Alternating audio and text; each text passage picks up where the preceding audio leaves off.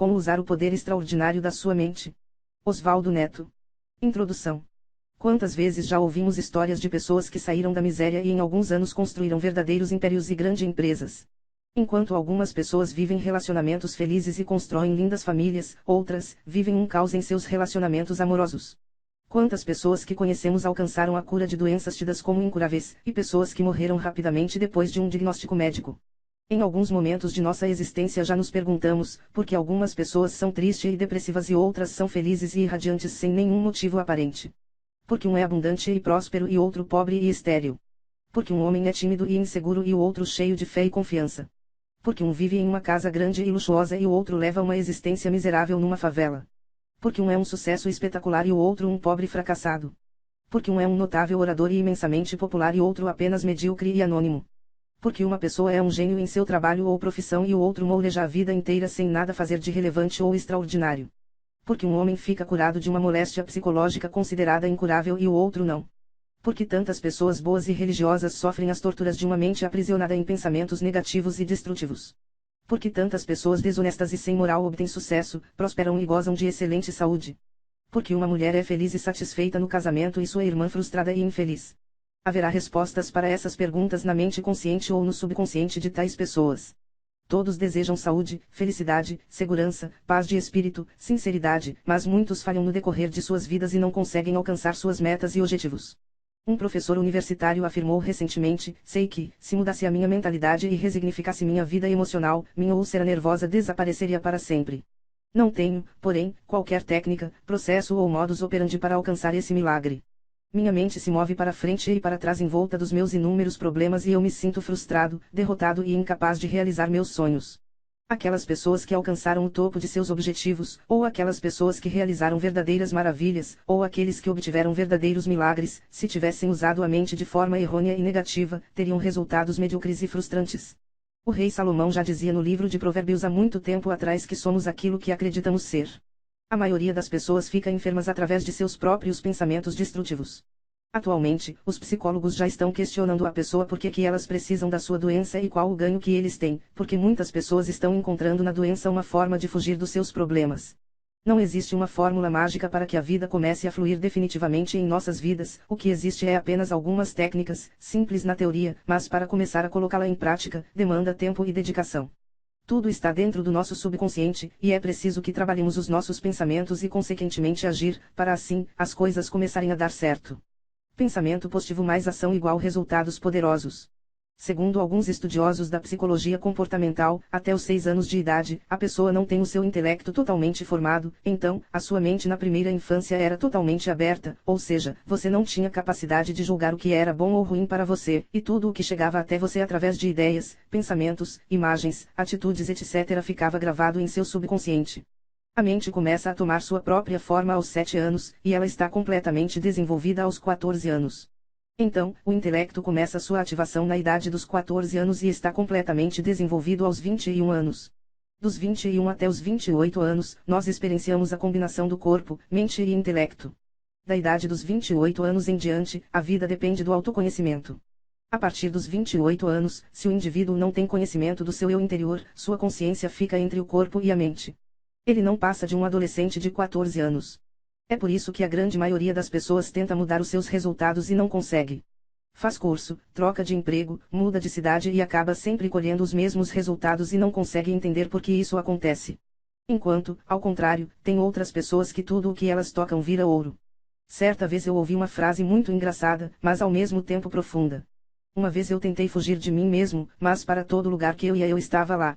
A mudança precisa acontecer de dentro para fora, não adianta fugir de si mesmo, é preciso mudar as nossas crenças e pensamento, para assim mudarmos a nossa realidade. E o objetivo desse livro é exatamente esse: ensinar a como trabalhar o poder extraordinário de sua mente sobre você e o seu mundo interior e exterior, com o intuito de saber como controlar os seus pensamentos, impulsos e desejos. Capítulo 1: O poder extraordinário da mente. Muita gente não gosta de falar do poder mente porque os seus paradigmas levam a crer que quem estuda a mente é uma pessoa mal intencionada, manipuladora ou outra coisa qualquer. Isto é terrível porque a nossa mente é um tesouro maravilhoso e somente quando aprendermos a usar e controlar nossa própria mente é que seremos livres para viver de verdade. Lembre-se, você pode programar sua mente para o sucesso ou o fracasso. A sua mente processa tudo o que acontece na sua cabeça, todo este mundo interior que só você enxerga. O seu cérebro é o reprodutor desta imagem, é ele que reproduz esta imagem na sua tela. A sua mente é dividida em duas partes, consciente e subconsciente. Cada uma dessas duas partes trabalha de modo totalmente diferente. Vamos ver como elas trabalham. Consciente é a parte de nossa mente com a qual nós pensamos, ou seja, é a parte da nossa razão. Também é conhecida como mente intelectual. É através dela que tomamos nossas decisões, pois nosso consciente pode aceitar ou rejeitar qualquer coisa ou situação. Subconsciente é a parte que não tem capacidade de pensar. Ela simplesmente aceita ou não, como sendo verdade ou mentira, tudo o que o nosso consciente envia para ela. Também é conhecida como mente emocional, pois nosso subconsciente funciona por emoções. Por isso é importante selecionar com cuidado tudo o que você lê, ouve e assiste, pois tudo é absorvido e pode ser fixado no seu subconsciente. É por isso que custa tão caro divulgar um comercial em horário nobre na TV. Enquanto o seu consciente está entretido com o programa que você está assistindo, as propagandas vão sendo absorvidas e fixadas no seu subconsciente. No próprio programa, quando você assiste a uma cena dramática e se emociona, quando você assiste a uma cena assustadora e sente medo, quando você assiste a uma cena violenta ou engraçada. Assim, se a vida se apresenta ao seu pensamento como algo agradável, cheio de belas surpresas, você dirá que a vida é uma boa. Se você pensa que a vida, para ser boa, deve lhe trazer um certo benefício que você não conseguiu alcançar, você dirá que a vida é uma frustração. Se você só enxerga, agora na vida, os outros subindo e você descendo, poderá afirmar que a vida é uma grande injustiça. Se você acorda sempre disposto, saudável, confiante nos seus talentos e habilidades, dirá que a vida é uma irradiação de felicidade. Se você vive um grande amor, dirá que a vida é amor. Se consegue chegar aonde deseja, para você a vida é um sucesso permanente. A vida nada mais é que uma projeção da sua mente. Os possíveis alcances da mente. Nas profundezas do seu vasto subconsciente, à espera de se desenvolver e de se expressar, há uma sabedoria infinita, um potencial infinito e um estoque ilimitado de tudo o que é necessário para uma vida extraordinária. Comece agora a descobrir essas potencialidades das profundezas da sua mente e elas tomarão forma no mundo exterior. A infinita sabedoria que existe no seu subconsciente pode revelar-lhe tudo aquilo de que necessita saber, a qualquer momento e em qualquer lugar, desde que você seja compreensivo e receptivo. Você pode receber novos pensamentos e ideias que lhe permitam realizar novas invenções, efetuar novas descobertas ou escrever livros e gravar músicas. Além disso, a infinita inteligência que existe em seu subconsciente pode transmitir-lhe maravilhosas espécies de conhecimento de uma natureza original. Pode revelar-lhe e abrir o caminho para uma perfeita expressão e o seu verdadeiro lugar na vida. Através da sabedoria de seu subconsciente, você pode atrair ao amor da sua vida, bem como conseguir o sócio ou parceiro certo para os seus negócios. Pode encontrar o comprador ideal para sua casa e ganhar todo o dinheiro de que necessita, passando a ter liberdade financeira para ser o que quiser e ir aonde seu coração e a sua criatividade desejar. O cérebro tem duas propriedades diferentes. A primeira permite realizar operações elementares que foram previamente programadas, comer, caminhar, dormir, respirar, etc. Não temos de nos preocupar com nada, porque tudo se faz automaticamente. Isto engloba os instintos de reprodução e preservação da espécie, os animais possuem este tipo de programa. A segunda propriedade do cérebro é diferente e só o ser humano a possui. Ela serve para atingir os objetivos desde que estes ultrapassem os atos correntes, comer, beber, etc. Este segundo programa recorre a tudo o que nós temos fixado na memória, mesmo o que acreditamos não nos lembrar, os pensamentos, sentimentos, sensações e tudo o resto que compõe o nosso eu profundo. Quando quiser atingir um objetivo, ponha em funcionamento esta mentalidade, mas atenção, só funciona se não fabricarmos ideias negativas, ou seja, desejar uma coisa convencida de que não se obterá, o programa fica falsificado e não se chega à solução. Como funciona a mente? Assim como na física quântica, química e outras ciências existem leis que regem os seus funcionamentos, a mente humana também tem a sua legislação. A mente também precisa de normas a serem seguidas para que possamos trabalhar o nosso dia a dia. Afinal, temos um cérebro, regido por uma mente e não sabemos usá-lo. A lei da substituição é uma das fundamentais. Assim, quando um pensamento indesejável estiver circulando na nossa mente, basta substituí-lo por outro. Um pensamento você não pode colocar de lado e pegar outro, como se pega uma coisa, exemplo uma vassoura e depois a coloca num canto e pega um pano. Na mente, temos que substituir mesmo e a única maneira é trocar o pensamento negativo por um pensamento positivo. Se lhe falar, não pense na cor verde, óbvio já pensou nela, ou não vou mais pensar na cor verde, tá lá de novo caracterizando o verde na sua mente. Mas se você começa a observar outros acontecimentos, ouvir música, bater papos diferentes em relação a este pensamento, você o estará substituindo por outro. Isto é substituição. Quando os pensamentos negativos vierem à sua mente, não lute contra eles, mas pense em alguma coisa positiva. Mas, se isso for difícil no momento, pense em qualquer ideia positiva ou construtiva. Às vezes acontece que certos pensamentos negativos tendem a dominá-lo de uma certa forma que não consegue se desvencilhar. A estes casos costumamos chamar de crise, depressão, angústia ou quem sabe raiva. Em casos assim é bom procurar uma ajuda amiga para conversar sobre qualquer assunto, menos sobre o que lhe perturba, ir ao cinema, teatro, praia, ler um livro interessante, ou procurar uma ajuda profissional, um psicólogo por exemplo. Se você se sentar para lutar contra a força negativa, o mais provável é que a aumente. Quando pensamos em mente, considera-se muito na palavra relaxamento e é preciso relaxar. Este é um chavão muito ouvido no popular, mas tem um grande fundo de verdade. Em toda a atividade mental o esforço derrota a si mesmo. Pois quanto maior for o esforço, menor é o seu resultado. No plano físico funciona de outra forma, ao contrário mesmo, quanto maior o esforço, maior o resultado, mas em muitos casos as leis da mente são o inverso das leis da matéria. No físico, quanto mais força você usa na marreta, mais pedra você quebra com facilidade. O exato oposto ocorre com a mente, pois qualquer tentativa de pressão mental levará ao fracasso, pois começa a gerar uma tensão e com isto a mente para de funcionar criativamente. Quando você tenta forçar as coisas mentalmente, simplesmente para o seu poder criativo. Para permitir que a sua mente volte a ser criativa, deve retirar-lhe a tensão por meio de um relaxamento consciente. Dessa forma, precisamos trabalhar o lado positivo da nossa mente, para as coisas começarem a dar certo em nossas vidas. O que é a felicidade? A felicidade é particular para cada ser humano, é uma questão muito individual.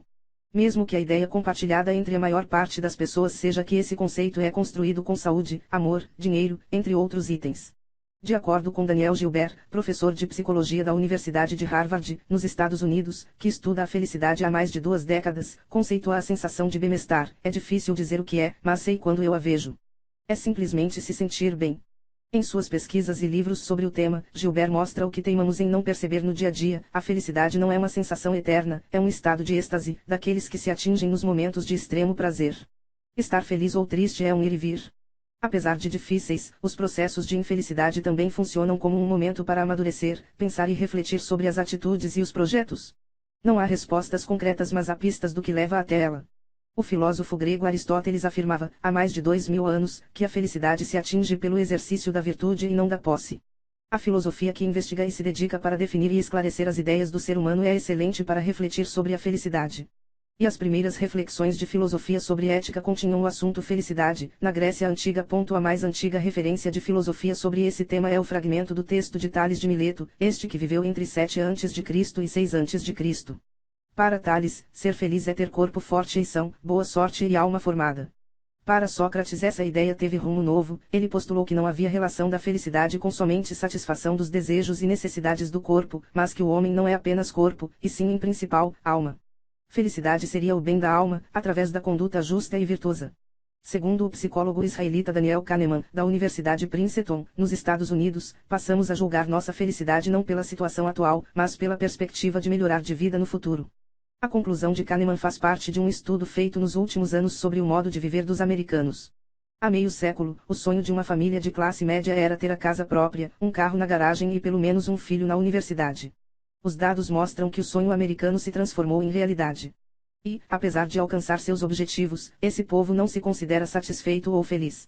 No século XX, surge uma nova reflexão sobre o tema do inglês Bertrand Russell com a obra A Conquista da Felicidade, com o método da investigação lógica. Para Bertrand, por síntese, ser feliz é eliminar o egocentrismo. E em 1989, Julián Marías, espanhol e filósofo, dedicou o livro importante à felicidade humana, com esse tema. No livro é estudada a história desse conceito, desde a antiguidade até dias atuais, há destaque para a ausência da reflexão filosófica sobre o conceito da felicidade contemporânea, que poderia ser sintoma da infelicidade do mundo. O ser humano, quando é feliz, é o primeiro a perceber. A questão de discutir a felicidade através da filosofia e reflexão é importante para que seja mais claro o caminho de encontro com a mesma, buscada por todos, e independente da época e sociedade em que se vive. A felicidade não é permanente porque não dá para estar bem o tempo todo. Mas também não precisa ser uma eterna projeção. O poder do pensamento positivo. Como pedir e receber e conquistar uma vida de sucesso usando as leis do universo. Pedir é o mesmo que pensar. Quando você pensa em algo, você produz emoções que por sua vez geram vibrações específicas. Essas vibrações vão aproximar elementos de mesmo padrão, portanto pensar é o mesmo que pedir. Se está pensando, está pedindo. Mesmo que você não esteja pensando conscientemente, você estará pedindo.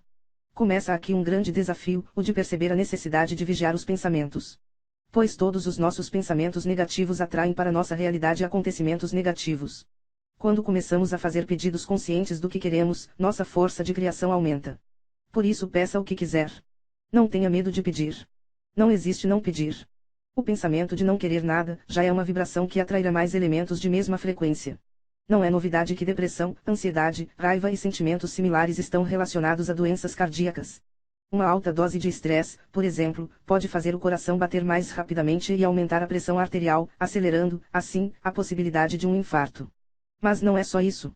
De acordo com o jornal Chicago Tribune, um estudo conduzido pelo Centro Médico da Universidade de Duke, nos Estados Unidos, constatou que o contrário também acontece, ou seja, emoções positivas podem tornar alguém mais saudável. Para a pesquisa, foi monitorado um grupo de 2.618 pessoas, homens e mulheres, que passariam por uma angiografia, exame capaz de revelar como o sangue flui pelas artérias que nutrem o coração. Na ocasião, os voluntários responderam a uma pesquisa sobre o que esperavam do futuro e como estaria sua saúde. 15 anos depois, o estudo concluiu que os voluntários com as melhores expectativas possuíam 24% a menos de chance de morrer por complicações cardíacas. Posteriormente, outro estudo comprovou algo semelhante, mas desta vez com um grupo de homens que vivia em Boston. Os pesquisadores analisaram, durante 12 anos, a capacidade que os voluntários tinham de controlar emoções positivas e negativas. De acordo com o resultado, entre os que tinham mais autocontrole, apenas 6% sofreram um ataque cardíaco ou morreram por doenças cardiovasculares, contra 14% de vítimas entre os homens incapazes de controlar suas emoções. Como trabalhar o pensamento positivo? Digamos que você está procurando um novo emprego, mas não acredita que vai conseguir, sua autoestima está baixa e considera-se um fracasso e indigno de sucesso. Você teve uma atitude negativa em relação a si mesmo, e, portanto, acredita que os outros candidatos são melhores e mais qualificados do que você. A sua mente está ocupada com pensamentos negativos e medos relativos ao trabalho, durante toda a semana anterior à entrevista de emprego. Você, na verdade, prevê o fracasso. No dia da entrevista, levantou-se atrasado, e para piorar, descobriu que a camisa que planejava usar estava suja, e a outra precisava passar. Como já era tarde demais, você sai vestindo uma camisa amassada e sem tomar o café da manhã. Durante a entrevista, você está tenso, negativo, com fome e preocupado com sua camisa. Tudo isso distrai sua mente e torna difícil se concentrar na entrevista. Seu comportamento geral fez uma má impressão e, consequentemente, você materializou seu medo e não conseguiu o emprego. Ao contrário, outro candidato aplicado para o mesmo trabalho, mas aproximou-se da questão de uma forma diferente. Ele tinha certeza de que estava indo para conseguir o trabalho. Durante a semana anterior à entrevista, muitas vezes ele visualizou-se causar uma boa impressão e conseguir o emprego. À noite, antes da entrevista, ele preparou a roupa que ia usar, e foi dormir um pouco mais cedo. No dia da entrevista, ele acordou mais cedo do que o habitual, e teve tempo suficiente para tomar o café da manhã e chegar à entrevista antes da hora programada. Ele causou uma boa impressão e foi selecionado para o trabalho. O que podemos aprender com essas duas histórias? Houve alguma magia usada?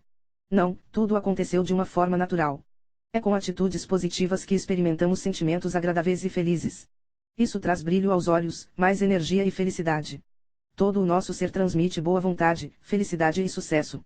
Até mesmo a nossa saúde é afetada de uma forma benéfica. Andamos de cabeça erguida, nossa voz é mais poderosa e nossa linguagem corporal mostra a forma como nos sentimos. Não importam quais são as circunstâncias no momento presente. Pense positivamente, espere apenas resultados e situações favoráveis e as circunstâncias também mudarão. Se você perseverar, vai transformar a maneira como sua mente pensa. Pode levar algum tempo para que as alterações entrem em vigor, mas, em algum momento o pensamento positivo ativará em sua mente e não precisará fazer mais nenhum esforço. Outra técnica útil é a repetição de afirmações. Eu quero. Eu posso. Eu consigo. Esta técnica é semelhante à visualização criativa, e pode ser usado em conjunto. Se você for capaz de criar um desejo, é também capaz de fazê-lo realizar-se. Aprenda a usar o poder da mente positiva para conseguir realizar seus desejos. O poder do pensamento negativo. Ó, vida, ó, azar, queixava-se a hiena Ardhar no clássico desenho animado, prevendo que as coisas não dariam certo. Recentemente, uma pesquisa comprovou que, de alguma forma, Ardi tinha razão. Se um paciente pensa que o tratamento não vai funcionar, ele provavelmente não irá, mesmo com as melhores técnicas ou os mais potentes medicamentos. Uma antiga crença popular acaba de ganhar comprovação científica. Um artigo publicado na revista Science Translational Medicine, um estudo liderado pela Universidade de Oxford, da Grã-Bretanha, com a participação de outras 3 instituições europeias, mostrou que o pensamento negativo pode, sim, ter consequências nocivas. Pelo menos quando o assunto é saúde. Decididos a compreender os mistérios do cérebro e a testar se as convicções dos pacientes podem alterar o resultado de um tratamento, os cientistas reuniram 22 voluntários para uma bateria de exames. No laboratório, sem que os envolvidos soubessem, manipularam suas expectativas em relação à dor. Os resultados foram surpreendentes. Imagine a cena: acomodados em um aparelho de ressonância magnética, com tubos intravenosos nos braços, os participantes foram expostos a uma dor física, provocada por uma fonte de calor. Pela corrente sanguínea, passaram a receber um analgésico potente. Em determinado momento, ficaram sabendo que o medicamento seria cortado repentinamente. Quando isso aconteceu, os relatos de sofrimento aumentaram vertiginosamente. Nada demais, não fosse um pequeno detalhe, eles continuavam medicados. O mais curioso é que, por meio de imagens da atividade cerebral dos voluntários, os estudiosos confirmaram que eles realmente sentiam o desconforto relatado. Em outras palavras, a certeza de que a situação iria piorar anulou o efeito do remédio. Isso mostra que os médicos não podem subestimar a influência das expectativas negativas que os pacientes têm sobre o resultado de um tratamento, declarou a professora Irene Tracey, do Centro de Ressonância Magnética Funcional do Cérebro da Universidade de Oxford, que comandou o trabalho. A conclusão também reforça algo que outras pesquisas já vinham apontando. Um levantamento desenvolvido em 2010 pela International Stress Management Association, ISMA, revelou que, entre pessimistas inveterados, as chances de desenvolver doenças como problemas gástricos, dores musculares, arritmia e taquicardia são maiores. Na ciência, os pessimistas são classificados como pessoas que interpretam as dificuldades como fracassos e sempre esperam o pior. Eles sofrem muito. Acham que o mundo é injusto, são inflexíveis e obsessivos, destaca a presidente da ISMA no Brasil e PhD em psicologia, Ana Maria Rossi. Quanto mais pensamentos negativos nutrem, mais pessimistas ficam. Mas o que está por trás disso? O neurologista Pedro Chestatsky diz que a explicação passa por um conjunto de fatores. Em geral, sempre que uma pessoa crê que algo vai dar errado e vive uma situação de estresse, um gatilho hormonal é disparado no cérebro, e substâncias como cortisol e adrenalina são liberadas. É como se o órgão percebesse que há algo ruim por vir e preparasse o corpo para a guerra mantendo-o em estado de hipervigilância. Em pessoas saudáveis, essas descargas são comuns e até benéficas. O problema é que, no caso dos pessimistas, passam a ser contínuas. O resultado da cascata hormonal é a diminuição da capacidade de suportar a dor e o enfraquecimento do sistema imunológico, abrindo brechas a doenças. Sugestões práticas para a mente consciente. Item: relaxamento corporal. Essa técnica consiste em pensar em cada grupo muscular do seu corpo, tensionar e depois relaxar. Através de prática será possível identificar quando seu corpo estiver apresentando sintomas de ansiedade, pois seus músculos irão lhe avisar ficando tensos. Essa prática surge da teoria de que a mente e o corpo caminham juntos. Quando relaxar o corpo, a mente também irá relaxar. Item: autocinética. Criada por Bradford Kenney, a autocinética é uma técnica extremamente simples mas com grande potencial de resultados, sendo acessível a qualquer pessoa que deseje aprendê-la, pois é um processo simples, natural e agradável. Tal prática torna-se acessível e motivadora até mesmo àquelas pessoas que nunca se adaptaram a métodos de desenvolvimento interior que exigem silêncio, posturas, mantras, entre outros para disciplinar a mente. Os principais benefícios da técnica são revitalizar o corpo e combater o estresse e focalizar a mente. Segue a descrição retirada do site do IPDH, principal divulgadora dessa técnica no Brasil. Sente-se em uma cadeira, ou banco, com os 2 pés no chão, não se recoste na cadeira, fique com a coluna confortavelmente reta. Os seus braços podem ficar na posição que considerar mais confortável, apenas não cruze-os, eles podem ficar soltos ao lado do corpo ou com as mãos apoiadas nas pernas. 2. Tome uma respiração profunda e feche seus olhos. 3. Comece a prestar atenção em algum de seus ritmos naturais, como a sua respiração, isso vai ajudá-lo a acalmar a mente. Fique percebendo ou sentindo como o ar entra e sai, acompanhe todo o percurso do ar com sua atenção. 4. Permaneça com os olhos fechados, e para facilitar seu corpo a identificar que você vai fazer um exercício diferente, com as pontas de seus dedos médios pressione suavemente o canto interno de seus olhos por 1 ou 2 segundos. 5. Permita que se inicie um movimento de embalo natural, ou seja, quando se está sentado na posição indicada para o exercício, de olhos fechados, sem apoiar a coluna e com a atenção na respiração. É comum as pessoas sentirem um leve balanço natural do corpo, como se fosse uma leve tontura, que dá a impressão de movimentar ou realmente movimenta seu corpo de um lado para outro, ou para frente e para trás, ou ainda em movimentos circulares, como se a coluna estive tonta, cambaleando. Esse movimento é a autocinética, é uma movimentação natural do corpo. Ele deve ser espontâneo, inconsciente, ou seja, você não deve ficar dando comandos mentais conscientes para seu se movimentar assim ou assado. 6. Pense no objetivo que você deseja para este momento, se revitalizar, relaxar, focar sua mente, resolver um problema, seja lá o que for, coloque esse objetivo em sua mente por alguns segundos. Depois pode deixá-lo de lado ou esquecê-lo, não precisa manter o objetivo na mente durante todo o exercício. 7. Permita que os movimentos se intensifiquem ou se expandam naturalmente, como se contaminassem as partes do corpo vizinhas de forma natural, de modo que se expressem como se seu corpo tivesse uma inteligência e uma vontade próprias, independente de suas ordens mentais. Não há necessidade de ser apenas movimentos, podem ser sons naturais, como cantarolar, como sons naturais que saem de sua boca, pode ser uma dança, qualquer coisa que seja espontânea. 8. Deixe os movimentos ou os sons naturais do seu corpo tomarem conta, e se expandirem, como se você estivesse surfando ou apenas flutuando em uma onda, um campo magnético, em transe. Deixe-se levar por essa onda, até que pare naturalmente. Item meditação. Apesar de ser uma técnica com alta taxa de abandono devido à sua dificuldade, a meditação é uma técnica completa para acalmar corpo e mente. Segundo os estudos, essa técnica apresenta resultados superiores a outras técnicas. Capítulo 2. A mente consciente e o subconsciente. Você já se perguntou por que de vez em quando você pensa uma coisa e acaba fazendo outra? Se você quer entender as razões disso acontecer, te convido a conhecer um pouquinho do mais intrigante órgão do corpo humano, o seu cérebro. Esse complexo agrupamento de dezenas de bilhões de neurônios dentro da sua cabeça controla o seu corpo físico e sua memória, mas o que destacarei aqui é a sua operação em duas faixas distintas de atuação. Estamos falando da mente consciente e da mente subconsciente. As diferenças entre o consciente e o subconsciente. De forma bem sucinta, podemos afirmar que a sua mente consciente possui 4 funções. 1. Adquirir informações. Você adquire informações por meio dos seus sentidos naturais, audição, visão, tato, olfato e paladar.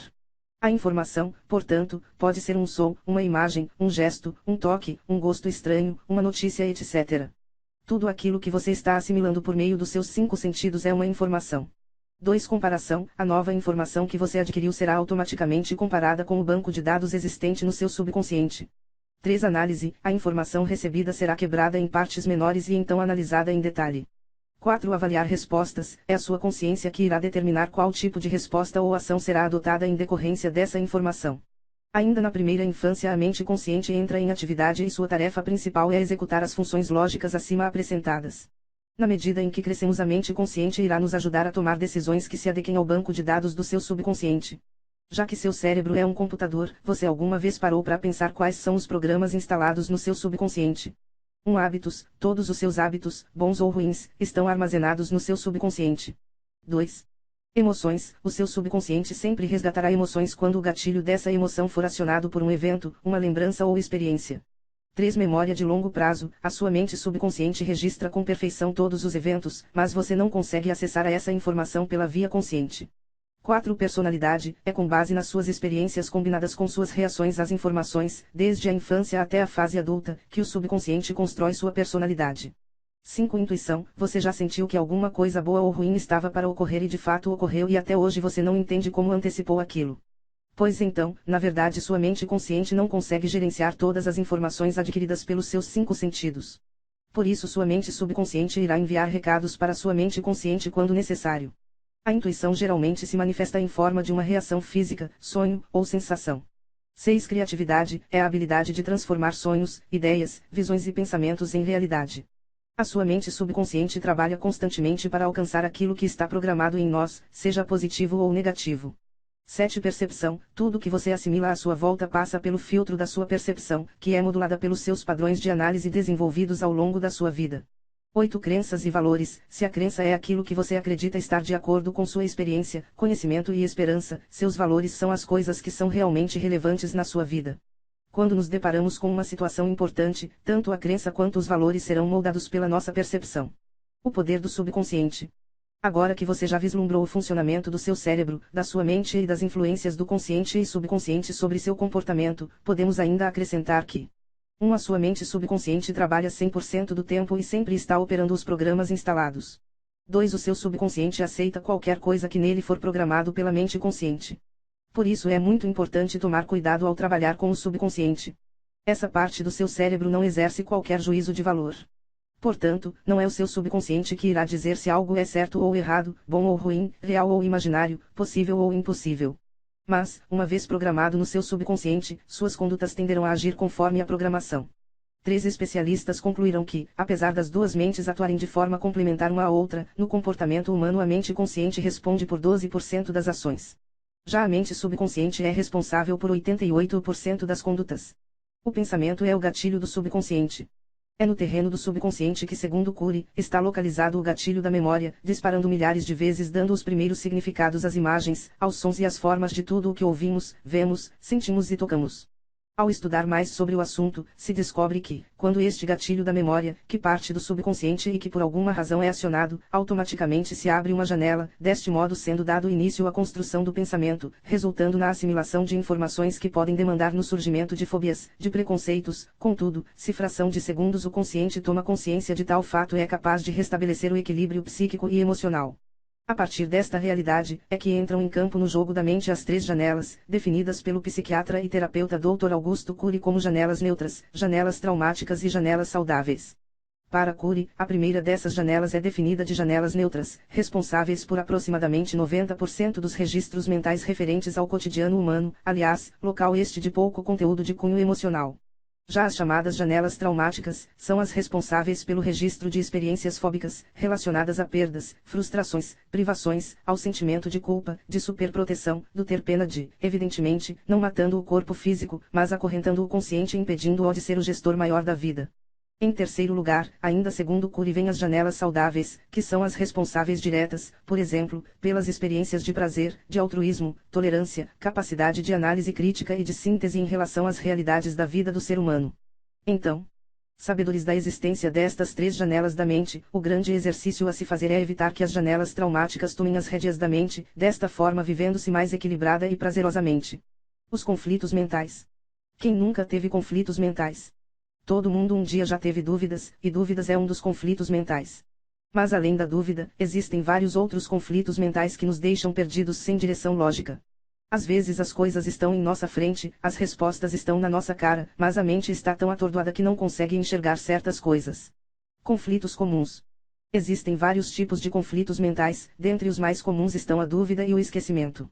Esses conflitos se dão através do acúmulo de informações ao mesmo tempo, e também através do nervosismo. Para estes tipos de conflitos se torna necessário relaxar totalmente a sua mente. Comparando novamente com um computador, no momento em que vários programas de um computador estão sendo executados simultaneamente, o sistema fica lerdo e pesado. O mesmo acontece com a mente. Quando temos muitas informações e muitas sensações ao mesmo tempo, causa distúrbios mentais em que a demora para buscar uma informação no cérebro é fatal. Conflitos raros. Existem também conflitos raros que se agravam com um problema emocional ou psicológico. Esse tipo de conflito requer um tratamento mais especializado por profissionais da área, pois eles são muito delicados e as pessoas que sofrem do mesmo podem ver, pensar e imaginar coisas inexistentes, bem como criar coisas, sentir dor, medo, pânico, dentre outras coisas que a impedem de realizar muitas coisas na vida. Nesses conflitos existem tratamentos específicos por psicólogos e psicanalistas, onde terapias e exercícios mentais ajudam bastante no relaxamento. Mas como o indivíduo que está com esse problema mental fica muito histérico e incompreensível, às vezes o que parece simples pode se tornar muito complexo. Quando os conflitos já chegam em um estágio comum é hora de cuidar, pois se ele chegar no estágio raro tudo fica mais difícil. Cuidando dos conflitos. Os conflitos devem ser cuidados de maneira em que a sua mente fique relaxada. Para relaxar a mente existem várias práticas e terapias fáceis que você mesmo pode fazer em casa. Item alongamento matinal. O alongamento é um exercício que relaxa os músculos do corpo, e de quebra relaxa também a mente. O alongamento matinal é bom porque você faz assim que acorda, antes de tudo. Nesse momento a sua mente está vazia e quando você alonga você se sente melhor e menos estressado. Agora vou passar para vocês como se deve fazer corretamente o alongamento matinal. Maior que vestimenta, deve-se estar usando roupas leves e não pesadas, como uma bermuda simples e uma camiseta. Antes de tomar o banho matinal, fique na posição em pé. Depois faça a prática de espreguiçar. Levante os dois braços para cima esticando-os colocando uma mão encostada na outra para que possa fazer a força do espreguiçamento. Depois faça a mesma prática, mas ao invés de fazer para cima, faça para frente. Gire a cabeça para a direita e para a esquerda devagar com o corpo reto. Levante a cabeça sem esmagar a nuca e abra a boca. Gire os ombros 5 vezes para frente e depois 5 vezes para trás. Abra e feche as mãos 5 vezes. Estique bem os dedos. Faça movimentos giratórios com os pés e com os dedos 5 vezes. Estique o braço direito levando a mão horizontalmente para o lado esquerdo com o apoio da mão esquerda. Depois faça o mesmo com o braço esquerdo levando a mão para o lado direito com o apoio da mão direita. Levante a perna direita para trás e segure com a mão direita por 10 segundos. Depois faça o mesmo com a perna esquerda segurando com a mão esquerda por 10 segundos. Bata o pé esquerdo no chão, depois bata o direito, depois dê 2 palmas. Faça caretas para exercitar os músculos da boca, pois no dia você vai falar bastante. Abra e feche a boca 10 vezes fazendo movimentos de mastigação e esticação. Após o alongamento feito, tome o banho matinal e delicie-se com o café da manhã. Item boa alimentação. A boa alimentação é sempre importante para a mente, pois se alimentar corretamente ajuda no desenvolvimento do cérebro e dessa forma sua mente estará em melhores condições para trabalhar. Item prática de exercícios físicos. A prática de exercícios físicos como corridas, caminhadas, pedaladas e braçadas ajudam no desenvolvimento dos músculos e também auxiliam no gasto de energia. Quanto mais energia acumulada for gasta, melhor é para a sua saúde, e com isso a sua mente estará mais leve. O poder da sugestão. A maior parte da pesquisa que analisou a natureza da sugestão centrou-se sobre o seu impacto na memória. Elizabeth Loftus, por exemplo, demonstrou como questões direcionadas e informações sugestionadas podem falsear seriamente a memória de uma pessoa sobre um evento observado. O efeito pernicioso dos procedimentos sugestivos, que também tem sido investigado, é com relação à criação de falsas memórias numa terapia. Anos de pesquisas empíricas sugerem que falsas memórias de abuso sexual na infância, relatos de abdução alienígena e contos detalhados sobre vidas passadas, muitas vezes compartilham uma característica comum. Em muitos casos, estas memórias fantasiadas surgiram em resposta a uma hipnose ou outro procedimento sugestivo realizado por psicoterapeutas e entusiastas mal orientados. No entanto, é também provável que as próprias crenças pré-existentes da pessoa possam ser suficientes para gerar falsas memórias, mesmo na ausência de sugestões explícitas de um psicoterapeuta. Técnicas sugestivas também foram criteriosamente analisadas dentro de um cenário forense e, em particular, na maneira em que os suspeitos e testemunhas são interrogados pela polícia e investigadores.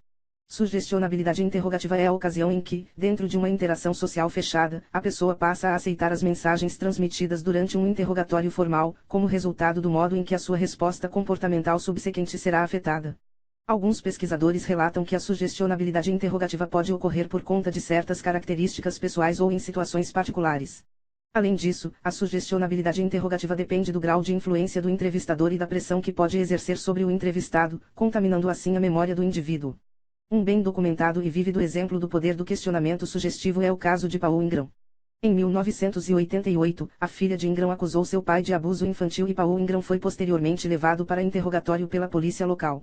Inicialmente, ele alegou não se lembrar de nada, mas durante o interrogatório Ingram ouviu por várias vezes que ele havia cometido os crimes, e foi instado a imaginar os alegados eventos. Eventualmente, Ingram passou a confessar aos policiais atos cada vez mais bizarros. Richard Dorff, um psicólogo, foi convidado a avaliar Ingram e, posteriormente, forneceu elementos de prova no caso. Ele foi ver Ingram na prisão e sugeriu uma história completamente inventada de incidentes e atos criminosos que Ingram supostamente havia praticado contra sua família. Dorff instruiu Ingram para que pensasse no assunto, assim ele conseguiu provar que as acusações dos crimes foram completamente fabricadas por sugestionamento. Apesar disso, Ingram foi condenado por múltiplas acusações e passou muitos anos na prisão, mas finalmente foi solto em 2003. Parece quase impossível acreditar que alguém pudesse confessar um crime que não cometeu, mas histórias semelhantes sobre os efeitos das técnicas sugestivas foram demonstradas em outros casos de falsa confissão. Um outro autor mostrou como certos indivíduos confrontados com interrogatórios policiais emocionalmente estressantes confessaram crimes terríveis, e em alguns casos chegaram ao ponto de acreditar que realmente eram culpados. Sugestões positivas, negativas e a autossugestão. Existem duas correntes no mundo, a positiva e a negativa. As pessoas que, desde a infância, mergulham e são mergulhadas na corrente negativa, levam uma vida desagradável, cheia de insucessos e de infelicidades. Sentem necessidade de água límpida, mas vivem afundadas no lodo. Qualquer palavra que lhes sai da boca vem composta de maus fluidos, como a amargura, a ameaça, a angústia, a frustração, o ódio, a inveja, o ciúme. Nos negócios procuram sempre passar debaixo da porta. Nunca levantam a cabeça, de vergonha ou de medo. Para essas pessoas, tudo é mal, é feio, é perigoso, é azar. Quando casam, já entram por esse caminho desconfiados de que não vai dar certo e ficam de olho tenso em cima do parceiro. Se essas pessoas tiveram formação religiosa, se conformaram com a amargura dizendo que nasceram para sofrer mesmo, a fim de pagar os pecados, aplacar a ira divina e, desta forma, conseguir um lugarzinho no céu, nem que seja no último buraco.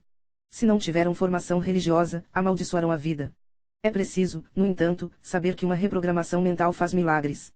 Por outro lado, quem nasceu mergulhado na corrente positiva, ou seja, no envolvimento do amor, da alegria, da segurança interior, na certeza de que a vida reserva sempre o melhor, este enfrenta com entusiasmo cada passo, e é um vitorioso nato. Ele acredita que a vida é um dom maravilhoso a ser usufruído e, de fato, a vida acaba lhe oferecendo tudo o que deseja. Descobriu que dentro de si existe um poder infinito e que basta socorrer-se deste poder, com convicção e fé, para obter o que lhe é devido como ser humano criado à imagem de Deus. Ele está sendo envolvido por uma aura positiva e tudo em torno dele lhe traz satisfações. Tudo o que sai da sua boca é, na maioria das vezes, mensagem de fé na vida, nas pessoas, no Criador, em si mesmo. Seus olhos brilham com a força do vencedor, sua cabeça se ergue airosa e seu corpo marcha firme, sabendo para onde, como e porquê. É um mundo dividido em dois tipos característicos de pessoas e, no meio, os mais ou menos. Emile Correa já havia escrito, há muito tempo, que o homem é aquilo que pensa. Desde as primeiras horas do dia você recebe inúmeras mensagens, que vão acionar o seu pensamento. O rádio, o jornal, as pessoas, os cartazes, as imagens, os gestos, enfim tudo que entra pelos seus sentidos vai povoar a sua mente, que, por sua vez, será impressionada pela força da sugestão de cada mensagem. É por isso que se afirmar que a sugestão exerce uma força incalculável na programação mental de cada pessoa. Pela autossugestão positiva você pode determinar que o subconsciente alcance o que você deseja. No subconsciente residem o poder infinito e a sabedoria infinita, que agem de acordo com as impressões recebidas de forma marcante e unívoca. Quando você está com dor de cabeça, você pode sugestionar o subconsciente afirmando-se que está em perfeita saúde e que a cabeça está leve, descongestionada e refrescante e o subconsciente vai transformar esta ordem em realidade física. A sugestão, na verdade, é uma força poderosa, que deve ser utilizada em seu benefício. A sugestão pressiona o botão do subconsciente e o faz abrir as comportas do poder e da sabedoria. A sugestão tem mais força do que a realidade e torna a mente subconsciente submissa. Se você hipnotiza uma pessoa e sugere que ela está com calor terrível, ela sentirá imenso calor e reagirá como quem está num verão insuportável, mesmo que o ambiente seja intensamente frio. O subconsciente não tomou conhecimento da realidade e só tomou conhecimento do que lhe foi determinado pela sugestão. A vida toda é feita de sugestões, positivas e negativas. A sugestão pode curar e pode adoecer uma pessoa. Pode enriquecê-la e pode empobrecê-la. Pode elevá-la e pode rebaixá-la. Cada um faz a sua escolha. Fé e cura. A energia, o movimento corporal e a alimentação são fatores primordiais para se manter saudável e para a cura natural. No fim, tudo se resume à energia. O que você carrega nos seus pensamentos são energias, porque ativam seu cérebro, seus hormônios e neurotransmissores, afetando seu corpo e estado mental. O que você come é energia. Mover o corpo é mover a energia dentro de você, que geralmente fica estagnada, gerando doenças, caso não seja ativada por meio de exercícios. Esse é o recado bem simplificado de como manter-se saudável. Veja alguns exemplos de aprendizados que pessoas que se curaram por autocura ou até mesmo medicina tradicional. 1. A fé na capacidade de cura. Fé inabalável daquela que mesmo quando a mente começa a temer o futuro, você respira fundo e mantém no seu coração a crença de que está curado e saudável. 2. A busca por entender qual é a lição a ser aprendida com a doença. Toda doença física se inicia no campo energético/mental e tem algum recado para nos dar. As lições podem ser variadas, tais como perdoar alguém, ou nós mesmos, passar a confiar na nossa capacidade e força, servir como exemplo, ajudar pessoas com o mesmo desafio, mudar o rumo de nossas vidas, praticar paciência, entrega, etc. 3. A entrega ao divino. Não importa sua religião ou crença, geralmente as doenças abrem nossos corações para a crença e confiança em algo maior e nos entregamos a essa força divina. 4. A mudança na visão do mundo. Quem sofre de alguma condição física geralmente, no decorrer do processo de cura, passa a enxergar a vida de forma diferente, apreciar cada momento, abrir o coração para ser ajudado, a entender que tudo tem seu tempo. 5. A mudança no estilo de vida. Outra característica é a mudança de rotina, carreira, alimentação, cuidado com o corpo, modo de ser relacionar. 6. A gratidão. Não tem jeito, quando estamos doentes entendemos como somos abençoados por um corpo perfeito que, em geral, é muito saudável. A gratidão em casos de doenças sérias vem em vários aspectos da vida e são um reconhecimento dos pequenos presentes que a vida nos oferece diariamente e que só quando a realidade sai dos trilhos conseguimos enxergar. Enxergar o quanto o caminho era florido e passamos a dar valor a cada flor, cada aroma, cada sorriso, cada pessoa em nossas vidas, cada carinho, cada pausa que entra no nosso dia. Técnicas práticas de curas mentais. Durante a meditação, a cura pode acontecer. Quando a mente está totalmente calma, alerta e em paz ela funciona como um raio laser, é muito poderosa e a cura pode ocorrer. Sri Sri Ravi Shankar. Para atingir um perfeito estado de saúde temos que permanecer mentalmente calmos, firmes e emocionalmente estáveis. Quanto mais pura for a consciência, maior o bem-estar. Meditação aumenta a energia vital. Prana, a energia vital, é a verdadeira base da saúde e do bem-estar do corpo e da mente. Você pode obter prana através da meditação. Quando seu corpo está vivo com mais prana, você se sente alerta, energizado e mais bem-humorado. A falta de prana resulta em letargia, tristeza e falta de entusiasmo. Lidando com as enfermidades através da meditação. Disse que a raiz de uma doença está na mente. Sendo assim, quando você cuida da mente, mantendo-a livre de quaisquer distúrbios, a recuperação é bem mais rápida. Doenças podem se desenvolver por meio de item violação das leis naturais, por exemplo, comer em excesso. Item imposições da natureza, por exemplo, um resfriado comum, uma epidemia. Item liberações de impressões passadas ou karma. A natureza por si só promove a cura das enfermidades. Saúde e doença fazem parte da natureza física. Através da prática da meditação, o estresse, a ansiedade e as preocupações diminuem e dá lugar a um estado positivo da mente, o que tem um impacto positivo no corpo físico, cérebro e sistema nervoso. E então, a enfermidade se transforma. Saúde e doença é uma parte da natureza física. Você não deve se preocupar muito com isso. Quando você se preocupa com a enfermidade, acaba dando mais força a ela. Você é uma combinação entre saúde e doença. Quando você mantém isso em mente, juntamente com um estado mental positivo, então a doença se transforma. Item curar a mente através da meditação. Item a meditação previne que o estresse invada o corpo e também libera o estresse acumulado. A saúde, a felicidade e um estado positivo do ser são elevados.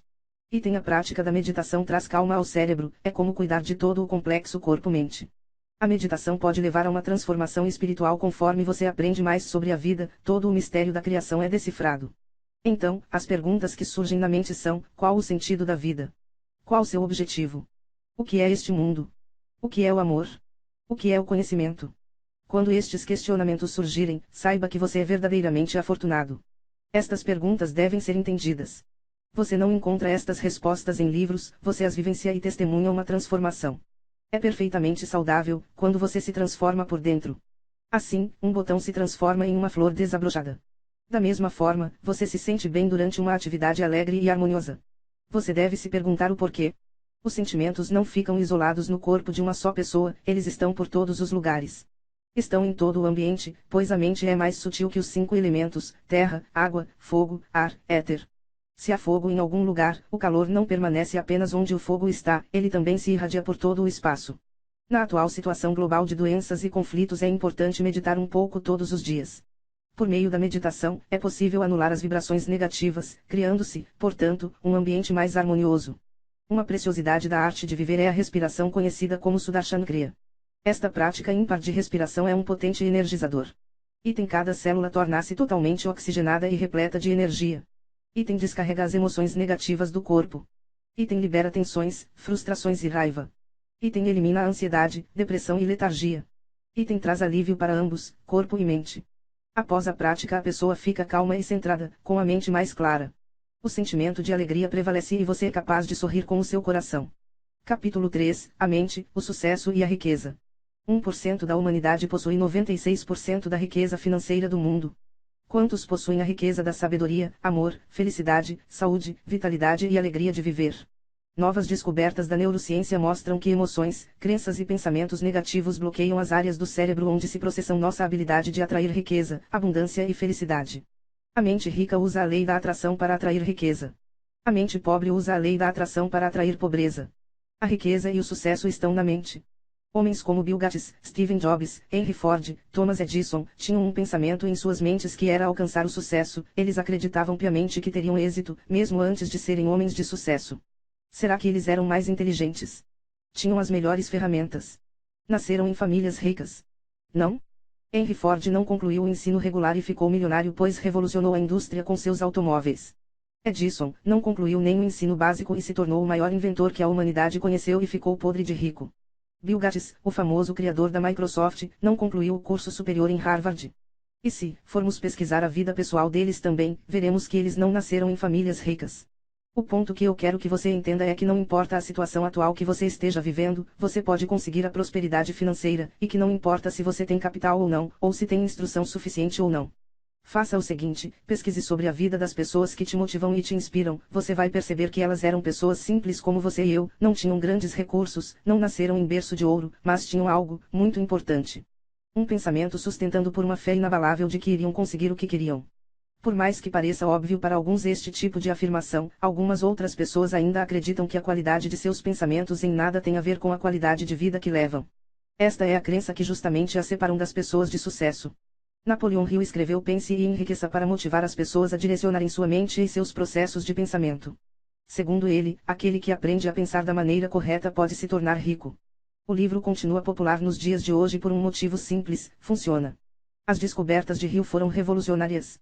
As pessoas são capazes de mudar seu destino mudando a maneira de pensar, mesmo que as circunstâncias externas pareçam adversas no momento.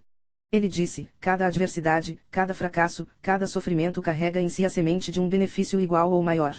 Napoleon Hill nasceu pobre, num casebre de 2 cômodos na cidade de Pound, área rural da Virgínia, nos Estados Unidos. Sua mãe morreu quando ele tinha 10 anos. No entanto, o sofrimento trouxe a semente de um grande benefício quando a madrasta de Hill se tornou a pessoa mais inspiradora na sua vida. Ela dava lições diárias ao enteado no sentido de desenvolver sua autoconfiança e ensiná-lo a pensar. Por causa dessa inspiração, ele começou a escrever para pequenos jornais da cidade aos 13 anos. Hill usou a renda obtida com o serviço para entrar na faculdade de Direito, mas logo precisou abandonar o curso por motivos financeiros. A virada em sua carreira aconteceu em 1908, quando recebeu a tarefa de entrevistar um dos homens mais ricos do mundo. O magnata acreditava que seu próprio sucesso poderia ser duplicado por qualquer um que usasse sua fórmula simples. O segredo para o sucesso era um processo chamado de autossugestão, que significa controlar o poder do pensamento. Pense bastante em alguma coisa e ela vai se materializar em sua vida. Hill disse: sua habilidade para usar o princípio da autossugestão vai depender muito de sua capacidade de se concentrar num determinado desejo até que este se torne uma obsessão intensa. A consciência de ser rico. Você por acaso conhece aquele tipo de pessoa que do nada decola financeiramente e começa a ganhar muito mais dinheiro que você já imaginou? Conhece também aqueles casos de pessoas que ganharam muito dinheiro e que depois perderam tudo. Como acontece com várias pessoas que ganham na loteria e também com participantes de reality show. Essas pessoas, no geral, nunca foram treinadas para lidar com uma quantidade grande de dinheiro. E como em tudo na vida, se não sabemos como lidar com uma situação, acabamos tomando algumas decisões erradas. Com o dinheiro não é diferente. Da mesma forma, se eu disser para você arrancar um dente meu, considerando que você não é dentista, é muito provável que você faça alguma besteira bem grande. Quando essas pessoas ganham muito dinheiro e depois perdem tudo, sempre ouvimos as mesmas desculpas. Muitos colocam a culpa na economia, em um sócio ou funcionário da empresa, em uma máquina, etc. A verdade é que o problema é outro. O problema está dentro da pessoa e não fora dela, porque os nossos resultados são frutos de como a nossa mente está programada. Já com as pessoas que construíram a sua própria riqueza acontece justamente o oposto. Já percebeu que pessoas milionárias que construíram a sua própria riqueza, quando perdem dinheiro, tendem a recuperar rapidamente depois. Uma analogia bem interessante é a da árvore, retirada de livros sobre o assunto de mindset. Vamos supor que a árvore é a nossa vida. Os nossos frutos são os resultados que temos. Quando olhamos para os nossos frutos, vemos que eles são pequenos, azedos, enfim, não são como gostaríamos que eles fossem. Agora vamos pensar um pouco. O que faz com que os frutos acabem ficando desse jeito? Uma das partes da árvore que fez com que os frutos ficassem assim foram as raízes. As raízes são as partes invisíveis da árvore que produzem as partes visíveis da árvore, frutos. Então, quando queremos melhorar os frutos da árvore, primeiro temos que melhorar as raízes dela, ou seja, o invisível altera o visível. Dessa forma, quando cuidamos da nossa mente, das nossas raízes, isso automaticamente reflete nos nossos resultados, nossos frutos. A mente e os obstáculos à riqueza. Provavelmente, enquanto lê este capítulo, você está dizendo para si mesmo: preciso de riqueza e sucesso. O que você tem a fazer para consegui-los é simples: repita para si mesmo durante uns 5 minutos, 3 a 4 vezes por dia, as palavras riqueza, sucesso. Elas possuem um tremendo poder. Representam a força interior do subconsciente. Fixe sua mente nesse poder substancial que há dentro de você e as condições e circunstâncias correspondentes à sua natureza e qualidade se manifestarão em sua vida. Você não estará declarando sou rico, estará incentivando as forças reais que existem dentro de você. Não há conflito na mente quando você pronuncia a palavra riqueza. Além disso, o sentimento de riqueza irá enraizar-se em você na medida em que repisa a ideia de riqueza. O sentimento de riqueza produz riqueza, tenha isto em sua mente em todas as ocasiões. Sua mente subconsciente é como um banco, uma espécie de instituição financeira universal. Amplia o que quer que nela você deposite, quer sejam ideias de riqueza ou de pobreza. Escolha a riqueza. A riqueza é simplesmente uma convicção subconsciente por parte da pessoa. Você não se tornará milionário dizendo sou um milionário, sou um milionário. Você tomará consciência da riqueza ao criar em sua mente a ideia de riqueza e a abundância. O problema com a maioria das pessoas é que não possuem os meios invisíveis de apoio. Quando os negócios pioram, o mercado de títulos entra em baixa ou perdem seus investimentos, parecem totalmente desamparadas. A razão para essa insegurança é que não sabem como usar a mente subconsciente. Desconhecem o depósito inexaurível que há dentro deles. Um homem que tenha a mente fixada na pobreza se encontrará sempre em condições miseráveis. Outro, que tenha a mente repleta de ideias de riqueza, se verá sempre cercado de tudo aquilo de que necessita. É inconcebível que o homem deva levar uma vida de indigência. Você pode ser rico, ter tudo de que necessita, tudo de sobra. Suas palavras têm o poder para limpar sua mente de ideias errôneas e inculcar-lhe ideias corretas em substituição. O que é prosperidade? Muitas pessoas acreditam que a liberdade financeira e riqueza só vem através de sorte, nascer em uma família rica ou estar no lugar certo na hora certa com a ideia certa. Além disso, acredita-se que esta sorte não é atingida por muita gente, que só alguns sortudos conseguem realizar seus objetivos financeiros. Ao permitir que essa tendência de pensamento negativo domine seus pensamentos sobre a riqueza e o dinheiro, você está efetivamente separando-se do incrível potencial que está disponível através do poder do pensamento positivo. Porém, a riqueza e o dinheiro não estão ligados diretamente com a sorte. A sua vida financeira não depende de sua sorte e sim da sua mente, do seu poder interior. Existe uma conexão entre a criação de riqueza e subconsciente da mente. Sua mente subconsciente controla e dirige todos os aspectos da função corporal e também grava todos os detalhes de cada momento único que ocorrem em toda a sua vida, juntamente com as emoções e pensamentos que foram vividos durante estes momentos. A mente subconsciente representa um microcosmo do próprio universo e, consequentemente, tem acesso a todo o poder, sabedoria, conhecimento e potencial do universo. Enquanto o seu subconsciente é todo-poderoso no entanto, guiado e influenciado pela natureza e pela qualidade dos seus habituais pensamentos conscientes. Se a sua mente consciente habitualmente pensa que o dinheiro é quase impossível de conseguir e que a riqueza é algo distante, o seu subconsciente reagirá de acordo e criará e atrairá as dificuldades financeiras para a realidade de sua vida. No entanto, se a sua mente consciente é habituada com pensamentos positivos sobre si mesmo, dinheiro e sucesso em seu subconsciente, então o seu subconsciente vai criar e atrair dinheiro e sucesso em sua vida. Sua mente subconsciente não se importa se você falhar ou tenha sucesso, o que ela faz é reagir à energia do pensamento que ela recebe de sua mente consciente e assim cria e atrai as condições e influências relevantes para a energia do pensamento, seja ele negativo ou positivo. Em outras palavras, a natureza de sua consciência cria sua própria realidade e seu próprio universo. É por isso que pessoas que pensam positivo tendem a ter mais sorte, ou melhor, prosperidade do que os que pensam negativo. No entanto, você pode treinar sua mente consciente para sempre enviar energia do pensamento positivo para o subconsciente. Você pode fazer muito mais do que ter um pouco de sorte. Planejamento, organização e decisão. Apesar de vermos a auto-organização somente como algo relacionado ao mundo físico, como a organização básica do local em que vivemos e trabalhamos, por exemplo, a organização pessoal se expande ainda para os níveis mental e emocional. A organização física, ou seja, a capacidade de se manter organizado com seus objetos, sua papelada e seus compromissos, é apenas a ponta do iceberg da organização interna. Nosso mundo mental e emocional impacta com muito mais força a nossa capacidade de organização na vida cotidiana do que qualquer técnica puramente física para a ordenação dos compromissos e objetos pessoais. A ansiedade, por exemplo, o problema que nasce na desorganização mental e se expande para o nível emocional, impacta diretamente a capacidade de manter o cotidiano físico organizado e os compromissos em dia. A tendência à dispersão também é um hábito que começa na mente e afeta a capacidade de manter a continuidade nos planos, de prestar atenção no aqui e agora e mesmo de cumprir as metas mais simples com pontualidade. E tem a organização pessoal e a excelência. O comportamento excelente é uma postura pessoal de dar tudo de si para obter os melhores resultados possíveis. A desorganização pessoal, porém, é como uma grande pedra no sapato que impede a pessoa de conseguir caminhar com desenvoltura. Mesmo as melhores intenções, o senso de competitividade e a vontade de crescer, melhorar e mostrar serviço são boicotados por características pessoais que afetam a capacidade de terminar metas em dia e manter a linearidade e a prioridade nos projetos. O desenvolvimento da organização pessoal, assim como de qualquer outra potencialidade, começa com um diagnóstico prolífico e sincero que visa identificar quais são os problemas básicos que causam as consequências que são visíveis no dia a dia, no caso, a dificuldade para se manter organizado. Observe que a falta de auto-organização não é o problema em si, mas só uma consequência de dificuldades internas que provocam as reações que são vistas como desorganização. Na prática, os problemas de organização estão ligados à capacidade interna de priorizar, concentrar-se em tarefas sem se dispersar, manter a pontualidade e dar continuidade aos planos. Isso tudo é um problema de organização mental em primeiro lugar. A desorganização física, ou seja, a desarrumação de objetos, papéis e coisas em geral, é a parte mais grosseira e facilmente consertável da organização pessoal e geralmente se autoconserta quando os problemas internos são resolvidos.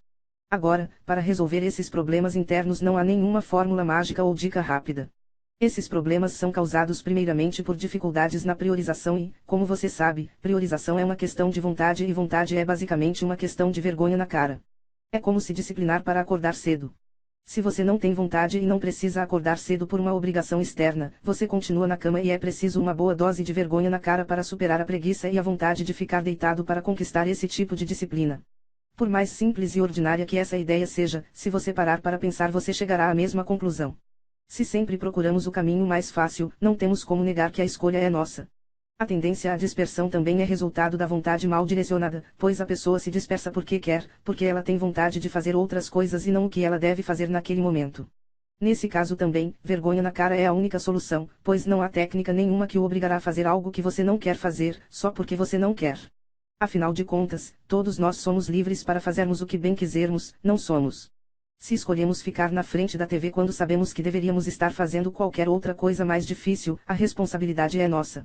Ninguém aponta uma arma para nossa cabeça e diz, hoje você vai sentar bonitinho aí no sofá e ficar assistindo novela até a hora de ir dormir. Pois é, então se temos total poder sobre nossas ações, por que não fazemos o que sabemos que precisamos fazer? Por mais que tentemos dourar a pílula fazendo a razão parecer fora do nosso controle, a verdade é que a organização pessoal começa com a vontade própria e a disposição de fazer o que precisa ser feito. Só depois disso é que entram todas as técnicas e sistemas que estruturam a arrumação das coisas e a execução dos planos.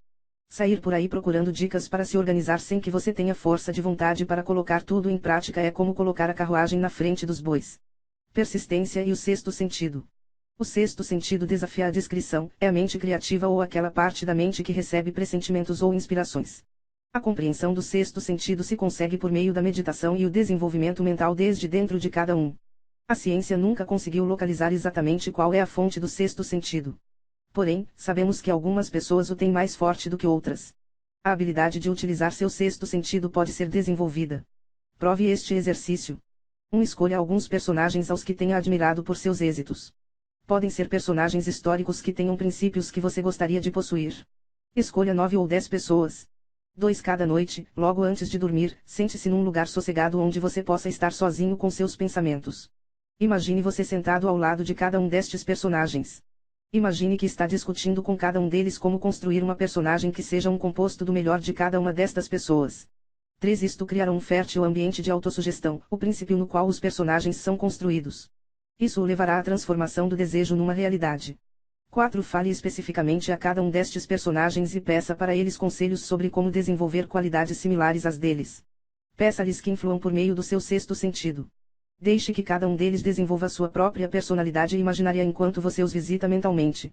Estude e leia tudo o que possa sobre cada um, para incrementar seu entendimento sobre sua vida e obra. Algum dia terá um sexto sentido muito desenvolvido, por meio do qual chegarão numerosas ideias de inspiração e sugestões. Você experimentará situações estranhas ligadas a essas reuniões imaginárias, também conseguirá um incremento na sua receptividade a ideias, pensamentos e conhecimentos.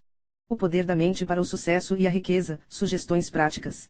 Dr. Joseph Murphy dizia que quando pensamos em algo, estamos colocando em ação o poder de nossa mente e tudo o que consideramos como verdade acaba por se tornar verdadeiro porque são nossos pensamentos e sentimentos que criam o nosso destino. A lei da mente é implacável. O que você pensa, você cria.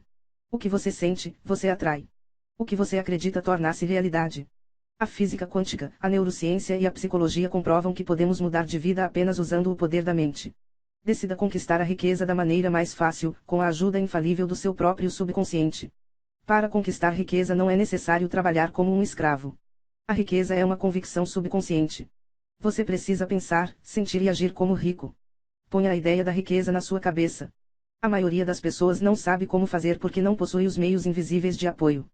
Para atrair a riqueza e o sucesso para si, é preciso fazer com que as afirmações sejam absorvidas em sua mente facilmente e rapidamente.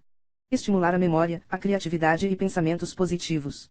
Aumentar a agilidade em tomar decisões e a capacidade de resolver problemas. Elevar sua autoestima. Ajustar sua vibração e proporcionar bem-estar.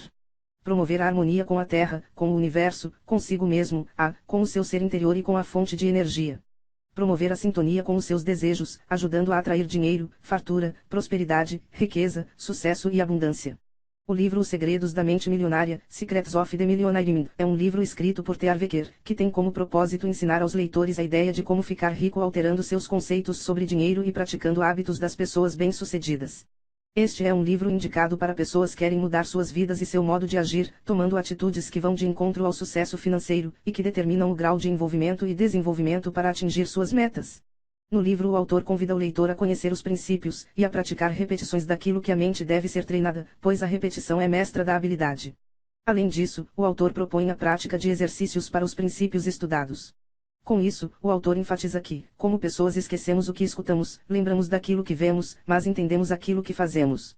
Abaixo segue um resumo dos 17 arquivos de riqueza que são encontrados no livro, e cuja explicação mais detalhada e sugestão de exercícios são propostos. Arquivo de riqueza 1. As pessoas ricas acreditam na seguinte ideia: eu crio a minha própria vida. As pessoas de mentalidade pobre acreditam na seguinte ideia: na minha vida, as coisas acontecem. Arquivo de riqueza 2. As pessoas ricas entram no jogo do dinheiro para ganhar. As pessoas de mentalidade pobre entram no jogo do dinheiro para não perder. Arquivo de riqueza 3. As pessoas ricas assumem o compromisso de serem ricas. As pessoas de mentalidade pobre gostariam de ser ricas. Arquivo de riqueza 4. As pessoas ricas pensam grande. As pessoas de mentalidade pobre pensam pequeno. Arquivo de riqueza 5. As pessoas ricas focalizam oportunidades. As pessoas de mentalidade pobre focalizam obstáculos. Arquivo de riqueza 6. As pessoas ricas admiram outros indivíduos ricos e bem-sucedidos. As pessoas de mentalidade pobre guardam ressentimento de quem é rico e bem-sucedido. Arquivo de riqueza 7. As pessoas ricas buscam a companhia de indivíduos positivos e bem-sucedidos. As pessoas de mentalidade pobre buscam a companhia de indivíduos negativos e fracassados. Arquivo de riqueza 8. As pessoas ricas gostam de se promover. As pessoas de mentalidade pobre não apreciam vendas nem autopromoção. Arquivo de riqueza 9. As pessoas ricas são maiores do que os seus problemas. As pessoas de mentalidade pobre são menores do que os seus problemas. Arquivo de riqueza 10. As pessoas ricas são excelentes recebedoras. As pessoas de mentalidade pobre são péssimas recebedoras. Arquivo de riqueza 11. As pessoas ricas preferem ser remuneradas por seus resultados. As pessoas de mentalidade pobre preferem ser remuneradas pelo tempo que despendem. Arquivo de riqueza 12. As pessoas ricas pensam: posso ter as duas coisas. As pessoas de mentalidade pobre pensam: posso ter uma coisa ou outra. Arquivo de riqueza 13. As pessoas ricas focalizam o seu patrimônio líquido. As pessoas de mentalidade pobre focalizam o seu rendimento mensal. Arquivo de riqueza 14. As pessoas ricas administram bem o seu dinheiro. As pessoas de mentalidade pobre administram mal o seu dinheiro. Arquivo de riqueza 15. As pessoas ricas põem o seu dinheiro para dar duro para elas. As pessoas de mentalidade pobre dão duro pelo seu dinheiro. Arquivo de riqueza 16. As pessoas ricas agem apesar do medo. As pessoas de mentalidade pobre deixam-se paralisar pelo medo. Arquivo de riqueza 17. As pessoas ricas aprendem e se aprimoram o tempo todo. As pessoas de mentalidade pobre acreditam que já sabem tudo. Capítulo 4. A mente e as relações humanas. Em nossas vidas frenéticas, pouco paramos para olhar o que ou quem está ao nosso redor. São tantos os afazeres. São tão curtos os prazos. São poucas as chances que criamos para usufruir plenamente daqueles que passam em nossas vidas. Uma questão de livre-arbítrio. Uma questão de escolha. Uma decisão sua. Se pensarmos com a razão, os olhos sábios do coração se perdem. A mente, quando anda lado a lado com o desejo, promove verdadeiros milagres. Do contrário, verdadeiras catástrofes. Não havendo predomínio de uma sobre a outra, ambas vencem. E nós, somos frutos daquilo que pensamos ser, mas não devemos esquecer, daquilo que desejamos nos tornar. A força está na união. Cada uma responsável pelo seu esquema tático, porém corresponsável pelo resultado final do time. Assim, formamos a riqueza das nossas relações. Seja, com aquele em que pela primeira vez você conhece e desprende sua atenção. Seja, com aquele que você sabe que está por perto sempre e por saber disso se acomoda emocionalmente. Com isso, anestesiado diante de uma rotina, não mais enxerga verdadeiramente quem ali se encontra. A mente e o hábito de ser feliz. A mesma mente que criou a tristeza é capaz de gerar felicidade. Como tudo na vida é uma questão de hábito, basta adquirir o hábito de ser feliz conservando na mente através da prática diária. Forças benéficas como alegria e entusiasmo se enraizam rapidamente em nosso subconsciente porque são fatores originais e naturais de nosso ser. Então podemos dizer que seu esforço não consiste em se livrar das dificuldades mentais que impedem sua felicidade, mas criar um estado mental possibilitando que o estado natural inunde o seu ser. A verdadeira mudança não consiste em excluir, mas em incluir. Sempre que você tentar se livrar de algum mal, isso se traduzirá em fracasso iminente, já que a negação de algo alimenta a energia relativa a esse algo. Então não tente eliminar a tristeza, faça diferente, adicione alegria e contentamento naquilo que você se determinar a ser, fazer ou ter. Esses estados de ânimo mantidos na mente serão sementes de um futuro pleno e feliz. A alegria será a base pelo qual sua felicidade se desenvolverá rapidamente. Manifeste a alegria por onde você passar, pois o universo retribui fielmente a cada ato e a cada gesto que faça. Como disse Pascal, mesmo aquele que se enforca, de uma certa forma, está procurando dar um fim ao sofrimento, simplesmente não encontrou outra forma. Mas, se procurarmos na literatura, oriental ou ocidental, encontraremos uma impressionante variedade de definições para a felicidade. Alguns afirmam que acreditam apenas em recordar o passado, e imaginar o futuro, nunca o presente. Outros dizem, a felicidade é o agora, é a qualidade daquele aspecto sempre novo do momento presente. Isto levou Henri Bergson, o filósofo francês, a dizer, todos os grandes pensadores da humanidade deixaram a felicidade na imprecisão, de forma que eles possam então defini-la, cada um deles possa defini-la nos seus próprios termos. Isso estaria certo se felicidade fosse apenas uma preocupação secundária da vida. Mas se a felicidade é algo que determina a qualidade de cada instante da nossa vida, então é melhor sabermos de que se trata, termos uma ideia mais clara. Provavelmente, o fato de que não sabemos de que se trata é a razão pela qual, tão frequentemente apesar de buscarmos a felicidade, parece que viramos as costas a ela. Apesar de queremos evitar o sofrimento, parece que de alguma forma nós corremos em sua direção. Isto também pode ser produto de algumas confusões. Uma das mais comuns é a confusão entre felicidade e prazer. Se olharmos para as características de cada uma, o prazer é uma circunstância do tempo, de coisas e de lugares. É algo cuja natureza se transforma. A primeira fatia de um bolo de chocolate é deliciosa, a segunda já nem tanto, e daqui a pouco enjoamos. É a natureza das coisas, nós nos cansamos delas. Parece que as coisas se consomem à medida que as experimentamos. Igualmente, de novo, é possível é algo que você não é algo que se irradia para fora. Como, por exemplo, podemos sentir um prazer intenso mas alguns dos que nos rodeiam podem estar sofrendo imensamente. Relações felizes só acontecem com mentes satisfeitas. De acordo com Swami Shimayananda, quando buscamos a felicidade fora de nós, a beleza sutil do que há dentro de nós é facilmente negligenciada. O universo contém vida. Não importa se aquela energia animada que chamamos vida esteja numa planta, num animal ou numa pessoa, ela é a mesma. Todas as coisas vivas têm, pelo menos, uma coisa em comum, a centelha de energia que a fazem existir, sem a qual elas seriam apenas matéria inerte. Essa centelha de vida transforma a matéria inerte em coisas vivas e sensíveis. Essa força de vida se expressa nos humanos através das percepções e ações do corpo físico, dos sentimentos ou emoções e dos pensamentos no intelecto. Sem vida, nós não vemos, ouvimos, sentimos, cheiramos, provamos, pensamos ou agimos. Mas quando temos vida dentro de nós, temos uma ideia, um pensamento, que se transforma em desejo, um sentimento, dentro de nós e então passamos a fazer as ações necessárias para satisfazer aquele desejo. Todas as nossas ações diárias parecem sair de dois impulsos básicos, o desejo de experimentar maior felicidade na vida satisfazendo vários desejos e o desejo de evitar aquelas situações ou circunstâncias que nos trazem sofrimento físico, mental e emocional. Todos nós procuramos felicidade e tentamos evitar o sofrimento. Ninguém gosta de trabalhar duro para trazer desapontamento, frustração e desespero para a sua vida. Nós podemos, então, com segurança, assumir que a procura de uma existência feliz é um objetivo comum para os seres humanos. A vida, então, pode ser vista como uma cadeia contínua de eventos, bons e maus, desde o nascimento até a morte. Cada um de nós está tentando criar o maior número possível de elos, de experiências que sejam prazerosas e satisfatórias dentro dessa cadeia. No entanto, cada um realiza essa tarefa de maneira diferente, de acordo com o que parece ser o mais agradável e apropriado naquele momento. Nós nos movemos ao longo dessa cadeia em direção às circunstâncias perfeitas, nas quais seremos completamente felizes e seguros. Mas, na maior parte das vezes, vemos que, quando achamos que conseguimos manipular nossas vidas até bem perto de nossos sonhos, nossas necessidades mudaram. Nossos desejos antigos e conceitos de felicidade foram ultrapassados, da mesma maneira que os brinquedos antigos de uma criança ficam ultrapassados.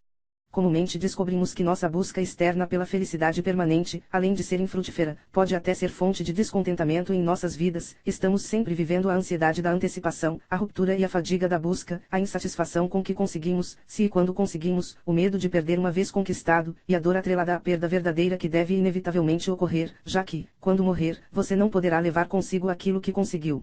Se conseguimos ver que a felicidade permanente não está, necessariamente, num conjunto de circunstâncias ou objetos materiais, então, devemos procurar em outro lugar. Se pararmos um instante e perguntarmos, qual é o fator comum para todos os nossos momentos felizes em nossas vidas, descobrimos que é uma mente quieta, o que quer dizer uma mente completamente satisfeita e plena com a experiência daquele momento. Tal mente não está dispersa, procurando por algo mais, ela está satisfeita, apreciando o momento presente e as circunstâncias correntes. A felicidade equipara-se a uma mente quieta. O contentamento anda de mãos dadas com a paz mental. Pense, nesse mesmo instante em que experimentamos felicidade, não estamos conscientes da dor em nossos corpos, nossas emoções não estão ferozes e tempestuosas e nossas mentes não estão fervendo com ideias intelectuais. Não nos sentimos compelidos por desejos, estamos satisfeitos para apreciar a experiência do momento. Esse fato não significa que precisamos ser inativos para usufruir da felicidade. Ao contrário, essa experiência de completude, felicidade e satisfação está disponível para nós entre as mais dinâmicas aventuras e empreitadas. O traço comum na felicidade de cada um parece ser um estado da mente que inclui, pelo menos, um contentamento passageiro, com relação à situação e circunstância do momento presente. A felicidade equipara-se a uma mente quieta, uma mente disponível para experimentar de maneira completa o momento presente, sem ficar vagando entre os queria, devia e poderia. Felicidade é a qualidade do entendimento completo e a apreciação das circunstâncias da vida no momento presente, enquanto elas estão em frente a você, e a experiência de satisfação no presente, quer as circunstâncias se encaixem nas suas expectativas e desejos ou não. É saber a verdade que a vida no momento presente é do jeito que é, e que a satisfação com a vida não é dependente de circunstâncias externas.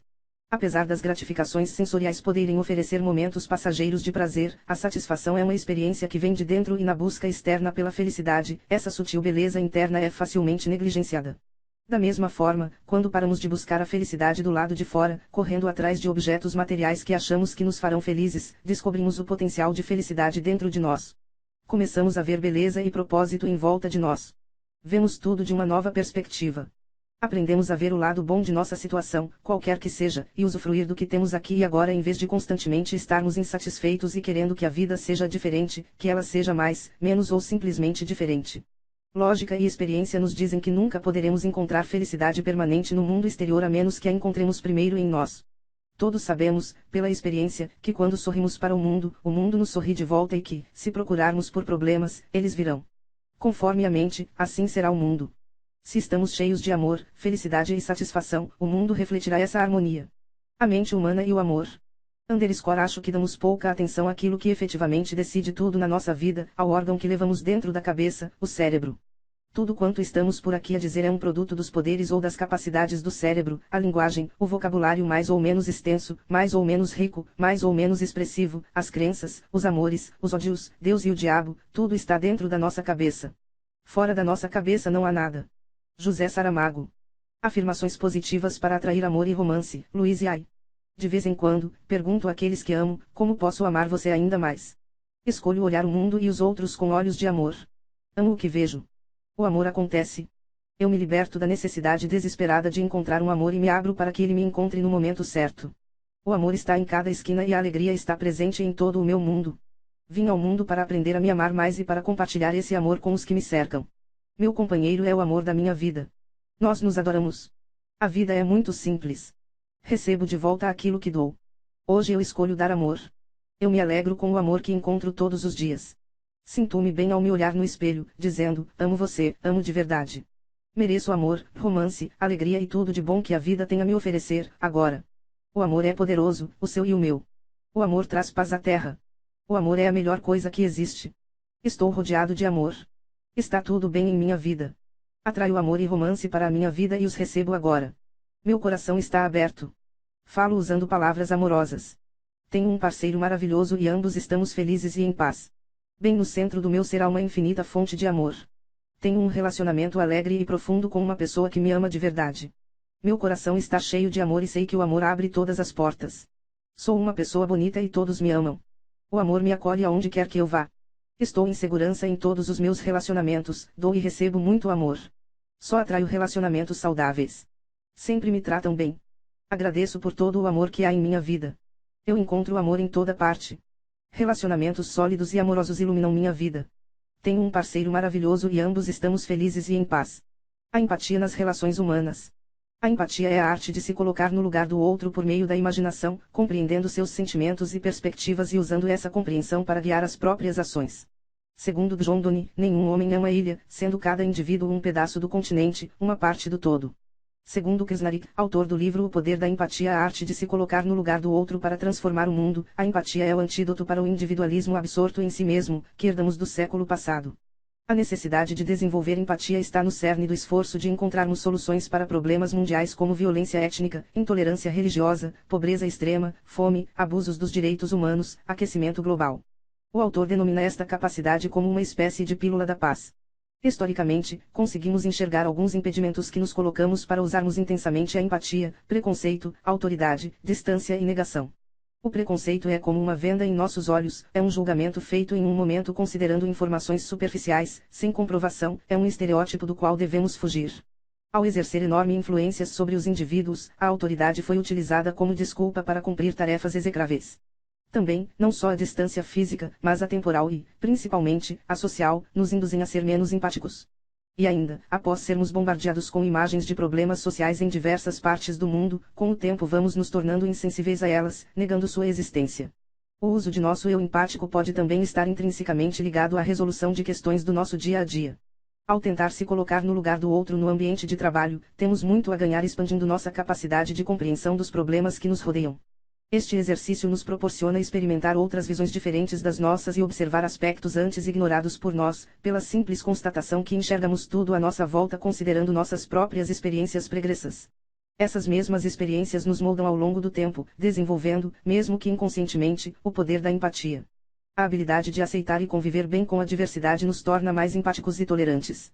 É o que vai nos permitir entrar numa sala de reuniões de uma organização transnacional para uma apresentação a ser feita e transmitir a mensagem que queremos de forma adequada para cada membro da plateia.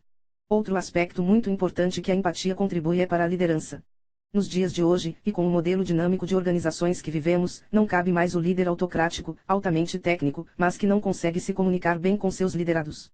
É um exercício diário observar os colegas, subordinados e superiores e desenvolver a habilidade de ser empático com cada um deles. Isso significa compreender as demandas individuais e atendê-las de forma abrangente. Um subordinado demanda orientações para o desenvolvimento da tarefa de forma a contribuir com a meta do grupo em que está inserido. Um superior demanda informações já tratadas para o processo decisório. Mesmo tratando de um assunto comum, as abordagens são completamente diversas e cabe ao líder compreender essa diferença. Para isso, vai usar muito de sua capacidade de ser empático com ambos. Ser empático não se restringe às pessoas que conhecemos, mas principalmente com os desconhecidos ou mesmo com personalidades antagônicas. Este é um grande esforço que demanda sensibilidade, inteligência emocional e vontade, para se colocar no lugar do outro e experimentar uma nova perspectiva. Esta é uma habilidade que pode ser aprendida, mas que precisa ser diariamente cultivada. Precisamos reconhecer a empatia como uma força capaz de promover mudanças nos diversos meios onde atuemos. Podemos fazer esse exercício diariamente, em nossas famílias e em nosso ambiente de trabalho, melhorando nossas relações interpessoais. Fazer esforço consciente para se colocar no lugar de outra pessoa, inclusive no de nossos inimigos, para rasgar rótulos, reconhecer sua humanidade, individualidade e perspectivas, eis um dos grandes diferenciais daqueles que se esforçam para se destacarem em liderança. E as pessoas difíceis? Todos nós sabemos o poder que relações positivas podem ter em nossas vidas e, ao mesmo tempo, o quanto o convívio com pessoas difíceis pode ser prejudicial. Tendo isso em mente, veja agora algumas dicas para ajudar você a lidar com pessoas difíceis, sejam elas familiares, colegas de trabalho, vizinhos ou até mesmo amigos. Nossa, o tempo fechou. Evite abordar tópicos polêmicos, como religião ou política, ou qualquer outro tema que possa facilmente culminar num conflito. Quando sentir que uma discussão pode evoluir para uma briga, é melhor mudar de assunto ou até mesmo se retirar. Girafas nunca serão borboletas. Não cabe a você tentar mudar o outro. As pessoas são como são. Tentativas de mudar o outro servem apenas para alimentar brigas, e brigas para medir o poder de cada um nunca são saudáveis e comumente levam a ressentimentos, críticas pessoais e posturas excessivamente defensivas. As pessoas se tornam ainda mais difíceis quando se sentem ameaçadas. Você tem poder apenas sobre você e o modo como escolhe reagir às posturas dos outros. Como você virou o vilão da situação.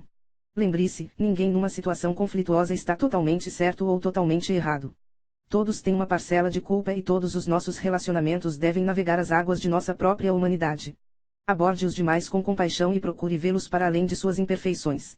Esta postura objetiva pode rapidamente criar um ambiente propício para que o conflito seja resolvido. Veja o lado positivo. Embora todos tenham seus defeitos, as pessoas possuem também seu lado positivo e é importante reconhecer estas qualidades. Se reconhecermos o que há de positivo nos outros, eles provavelmente também procurarão ver o que há de positivo em nós. Sentir-se valorizado e contemplado são ótimas medidas para a prevenção de conflitos. A ignorância não é uma dádiva. Com isso quero dizer que os defeitos alheios não devem ser ignorados. Procure compreender as limitações dos outros. Isso faz parte do processo de aceitar o outro pelo que ele é. Quando a ruptura é a melhor opção. Saiba quando romper com os outros. Minimize o contato com aqueles que não o valorizam pelo que você, são incapazes de reconhecer suas próprias fraquezas e frequentemente diminuem os outros. Corte laços com aqueles cujo comportamento considere abusivo. Às vezes relacionamentos que passaram por um turbilhão precisam ser deixados de lado. Deixe-os ir. A prática do perdoar-se. Aquele que perdoa e não guarda rancores em seu interior, experimenta despreocupação e a leveza da alegria. A capacidade de perdoar não acontece facilmente ou rapidamente. É uma virtude que precisa ser cultivada por muito tempo. Você precisa ter muita força interior que vem da sabedoria e do amor de seu coração. O perdão é um ato do coração e faz você experimentar o amor de seu próprio interior. Ele libera a dor, o ressentimento que você carregou como um fardo que feria a você mesmo e aos outros. Você deixa de ser vítima de quem lhe prejudicou. Torna-se mais fácil perdoar quando você não multiplica as ofensas, não guarda mágoas e nem permite que a dor cresça em seu coração se relembrando do que lhe fizeram ou do que aconteceu. É difícil perdoar quando você reage agindo da mesma maneira, revidando as provocações, as afrontas e magoando também a outra pessoa. É preciso se lembrar que tudo o que você pensa, fala e faz cria seu próprio mundo. Desse modo, ao criar dor para alguém você está criando sofrimento e inquietude para si mesmo. Quando uma pessoa nutre pensamentos rancorosos, esses pensamentos tendem a se acumular gerando tensões, insônia, agitação, destruindo sua própria paz mental. A raiva e o ódio são emoções que tendem a se agravar e a crescer se deixados sem controle. São nossos verdadeiros inimigos. Você pode até achar que sente aliviado ao responder da mesma maneira, mas você se esquece que está gerando sofrimento para si mesmo. Você não percebe que essas emoções destrutivas queimam você por dentro, tiram sua paz e alegria. Para superar essas emoções destrutivas, você precisa cultivar a paciência e a tolerância. Como diz Dalai Lama, no livro A Arte da Felicidade, um produto da paciência e da tolerância é o perdão. Quando somos realmente pacientes e tolerantes, o perdão surge espontaneamente. O perdão é uma escolha. É recuperar seu poder, é assumir a responsabilidade pelo que você sente. O perdão é para sua própria cura porque você não gasta energia desnecessária sentindo raiva e sofrimento em relação a coisas sobre as quais você não pode mais mudar e não tem poder. Muitas pessoas não entendem que quem perdoa é o mais beneficiado e teimam em afirmar que o outro não merece seu perdão. Mas, agindo assim, elas estão apenas criando uma montanha de dor para elas mesmas. Analise os acontecimentos negativos no passado e reconheça que passado é passado e que nada vai mudar esses acontecimentos. Perceba que não adianta guardar ressentimentos, pois isto apenas perturba sua mente criando infelicidade para você. Perdoar não é esquecer algo doloroso que aconteceu. Perdoar e esquecer são coisas diferentes. Você pode até se lembrar desses acontecimentos, mas o importante é abandonar os sentimentos negativos relacionados a esses acontecimentos. Ao perdoar você não fica preso ao passado. Entenda o valor do perdão. Compreenda que perdoando você pode melhorar sua saúde física e mental. Você se liberta das amarras das mágoas e experimenta a leveza do coração. Perdoando você está sendo gentil com você mesmo e reconhecendo a bondade de sua alma. Você experimenta a tranquilidade da mente, sente entusiasmo e vive melhor seu momento presente. Mentalização e felicidade afetiva. A mentalização é uma ferramenta. É com ela que talhamos nosso presente e nosso futuro. É por meio dela que podemos forjar nossas características e qualidades, nossa estrutura corporal, relacionamentos e até estabilidade econômica. A nossa maior dificuldade é que a sociedade atual entende o processo de mentalizar como algo zen e não muito prático. Então é preciso, primeiro, romper este paradigma e entender que mentalizar é tão palpável e corriqueiro como andar, falar, cheirar, sorrir. A pessoa que realmente aplica este recurso ao agir é, em geral, muito inteligente e ativa, pois utiliza a própria mente para programar ou reprogramar o que quer. Se pararmos para observar, tudo o que é criado à nossa volta foi um dia idealizado por alguém.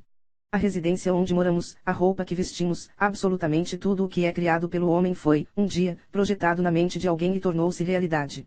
Isso por si só já comprova o poder criador com o qual nascem todos os seres humanos, mas ainda tem mais. A capacidade de mentalizar vai além da possibilidade de criarmos projetos e construirmos edifícios, ruas, avenidas, vestimentas, máquinas, produtos, etc. Por meio da mentalização é possível reprogramar-se emocionalmente, alterando um comportamento indesejado. Também é possível dizer ao próprio corpo o que se quer dele e qual forma gostaria que tivesse. É possível alcançar prosperidade e uma vida confortável, com ótimo posicionamento profissional e uma relação afetiva de sucesso. A regra de ouro é saber que o ser humano está assente sobre 4 colunas básicas: sabedoria para criar e discernir, liberdade para escolher, poder para realizar, e felicidade como essência humana. Nós somos o que pensamos. Daí se conclui que felicidade nasce na mente e se expressa na vida. Por outras palavras, o pensamento cria, o desejo atrai, a fé garante, o poder realiza.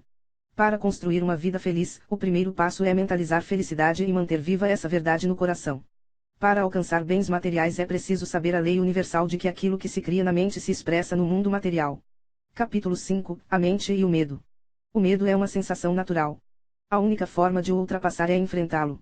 Normalmente quando você decide enfrentar o seu medo, percebe que afinal não era assim tão assustador quanto parecia. Existem vários fatores que podem criar o medo e a maioria das pessoas não percebem que o medo em si é algo que é totalmente interno à sua própria mente.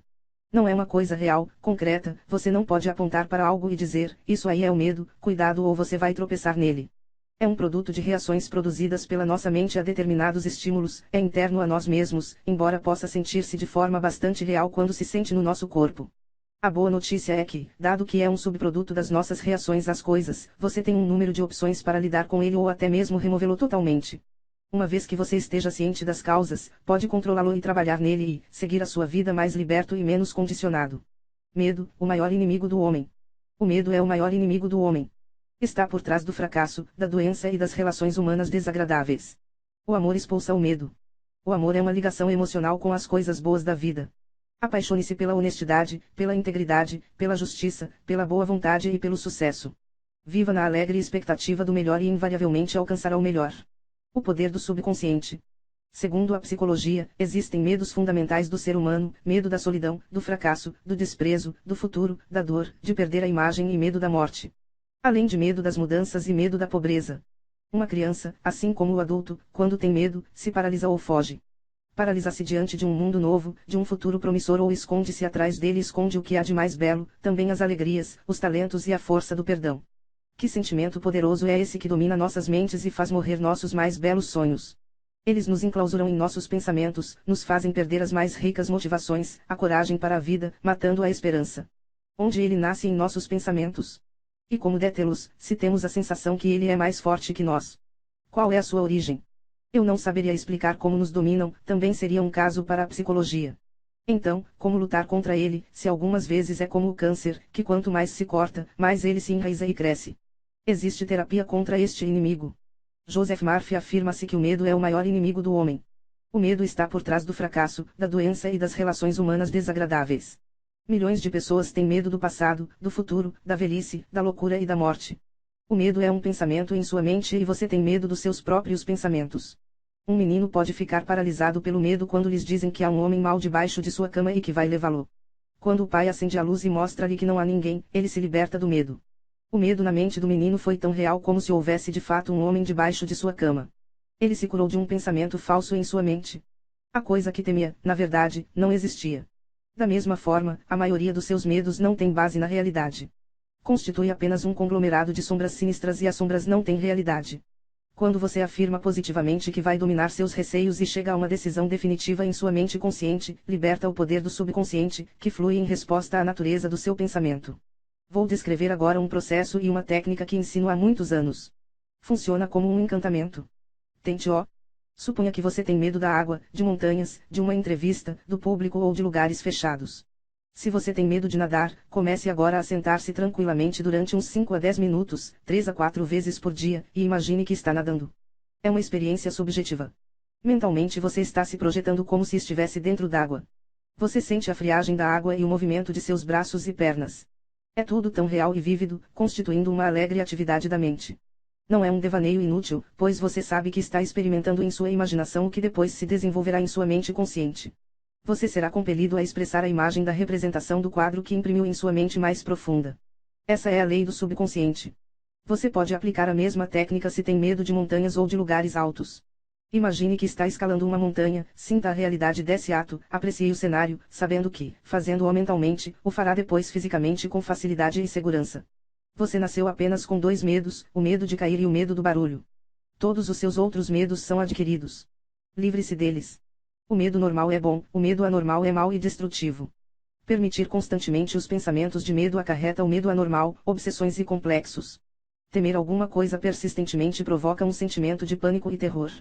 Você pode superar o medo anormal quando sabe que o poder do seu subconsciente pode mudar os condicionamentos e realizar os desejos acalentados por seu coração.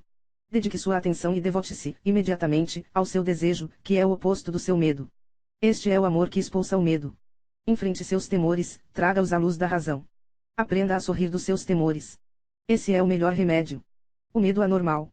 Todos nós, seres normais, temos medo. O medo é uma função importante para a nossa preservação, pois sem ele estaríamos sempre expostos a situações que colocariam a nossa vida em risco. Quando estamos diante de uma ameaça iminente contra a nossa integridade física ou psíquica, imediatamente um conjunto de reações químicas que envolvem diversas partes do nosso organismo prepara-nos para lutar ou fugir. Isso não é nem bom e nem ruim, é simplesmente natural porque faz parte do nosso sistema de defesa. Entretanto, existem pessoas que não sentem medo e por incrível que pareça isso não é uma vantagem, pelo contrário, é uma psicopatologia, muitas vezes ligada ao transtorno bipolar. Pessoas sem reação de medo perdem a noção do perigo e colocam a vida em risco.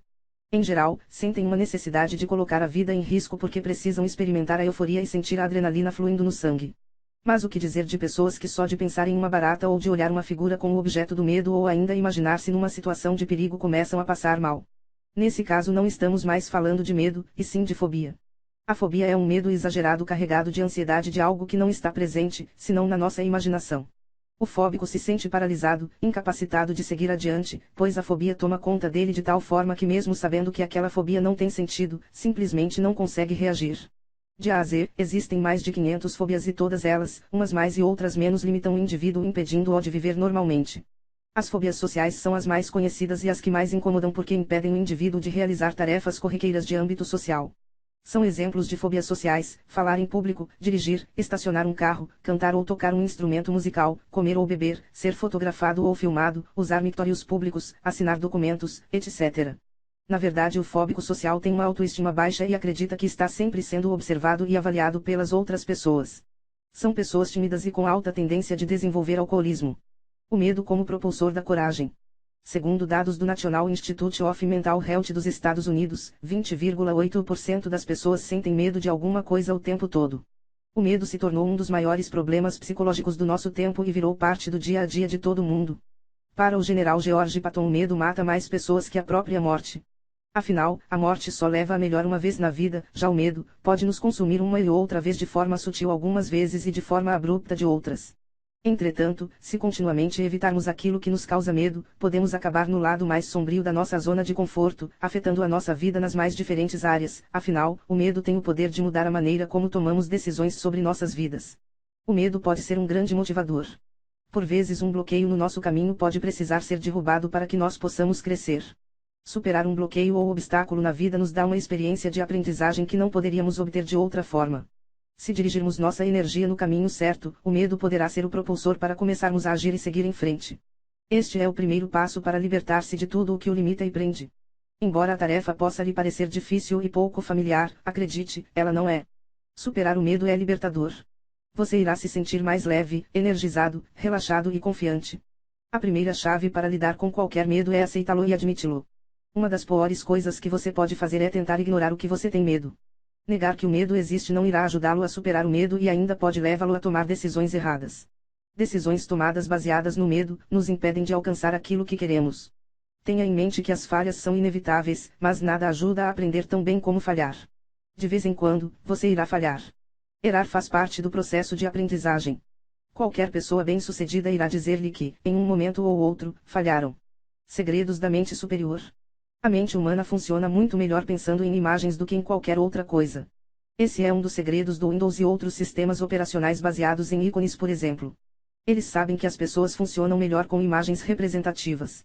O cérebro vai armazenar a imagem e mesmo quando você achar que não está pensando nela, vai fazer associações com eventos do seu dia a dia.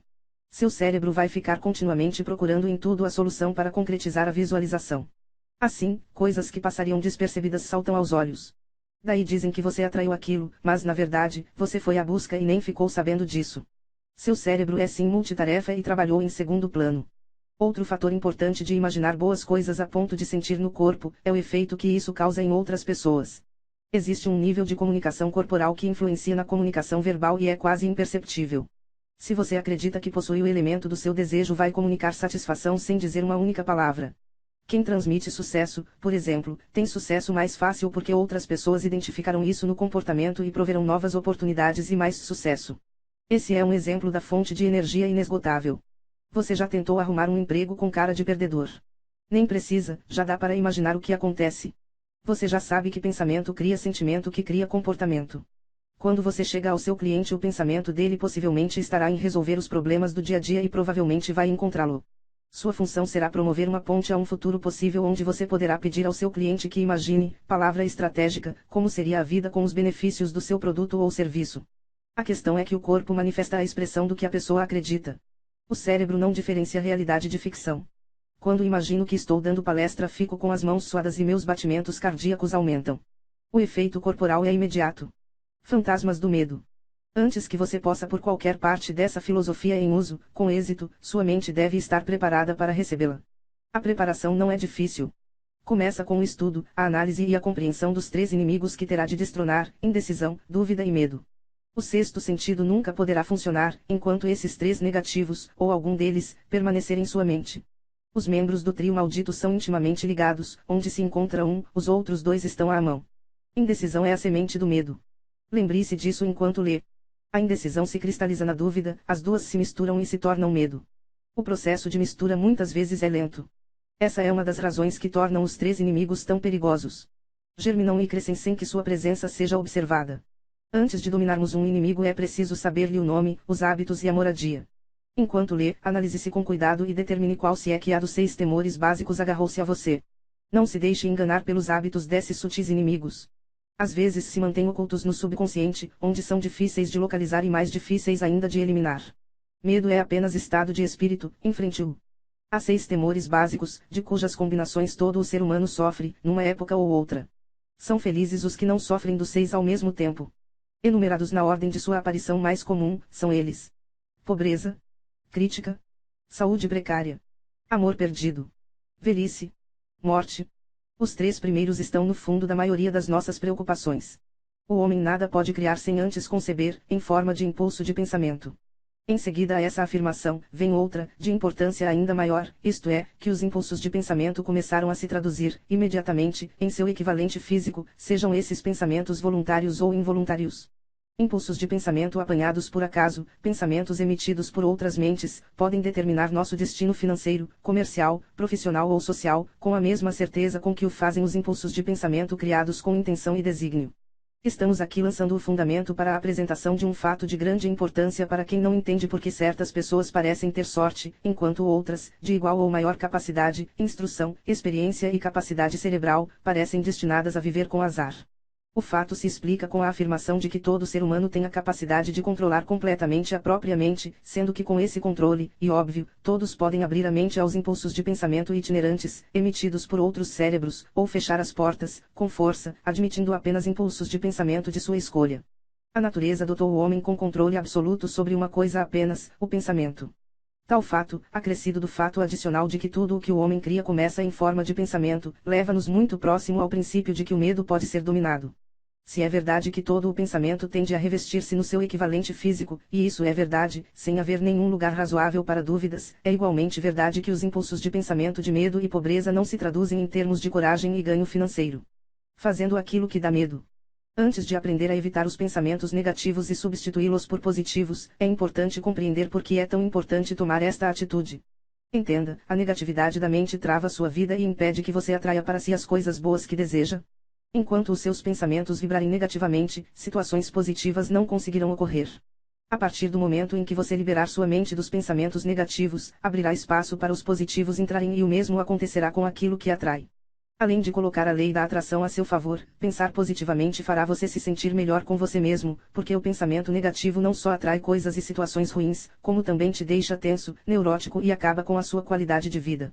Existem alguns meios simples para mudar a direção do pensamento, mas antes de começar a usá-los, é importante que você reconheça que está tendo pensamentos negativos, observe-se para detectar quais são, e quais deles são mais frequentes, entenda por que é importante fazer essa mudança e esteja disposto a lidar com você mesmo com paciência, porque nem sempre é fácil livrar-se do pensamento negativo quando ele surge com intensidade.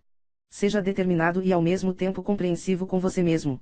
Sua forma de pensar aos poucos mudará. E a sua vida também. Considerações finais. A coisa mais antiga desde que o mundo existe. É a força da mente. É a imaginação. É a possibilidade de aprender por sugestão e progredir por autossugestão, pela lei da atração, pela força do pensamento positivo.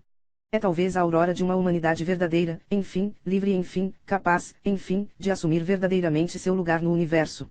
E realizar todos os sonhos que sempre desejou. O que diria você se soubesse que, em meio a uma corrida automobilística, percebendo certo desvio no automóvel, um piloto conseguiu ordenar à máquina que se mantivesse em sua trajetória a ponto de vencer a corrida? Pois, creia, tratasse de um fato real. Por esta e outras situações, podemos concluir que basta você criar o sucesso em sua imaginação para forçá-lo a materializar-se aos seus pés. Sonho, inspiração, segundo estado.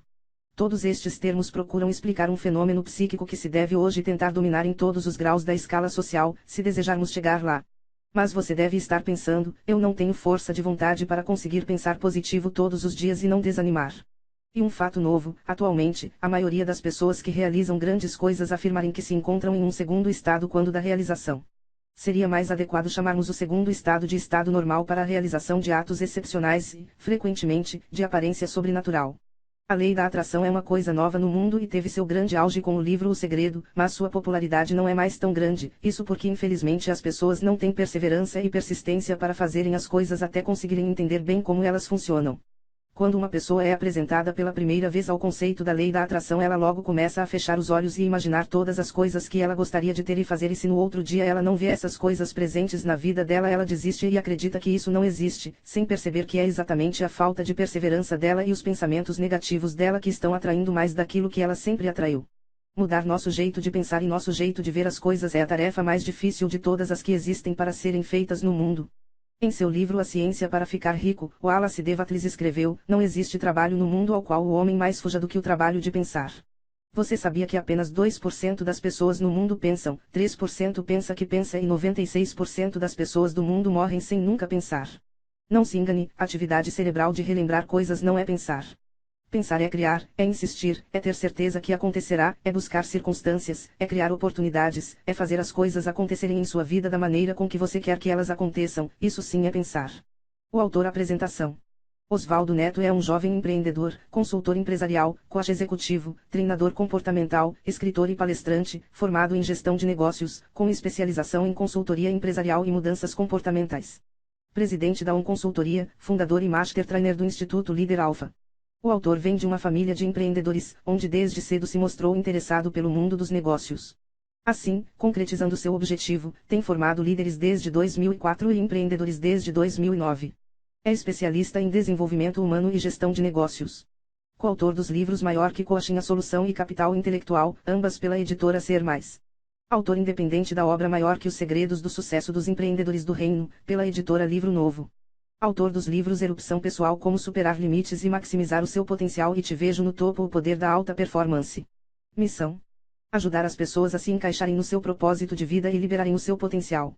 Contatos: Escritório, 6732225007. WhatsApp, 67 992952812.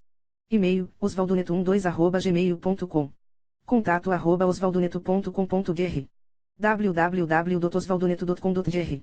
www.institutolideralfa.com.br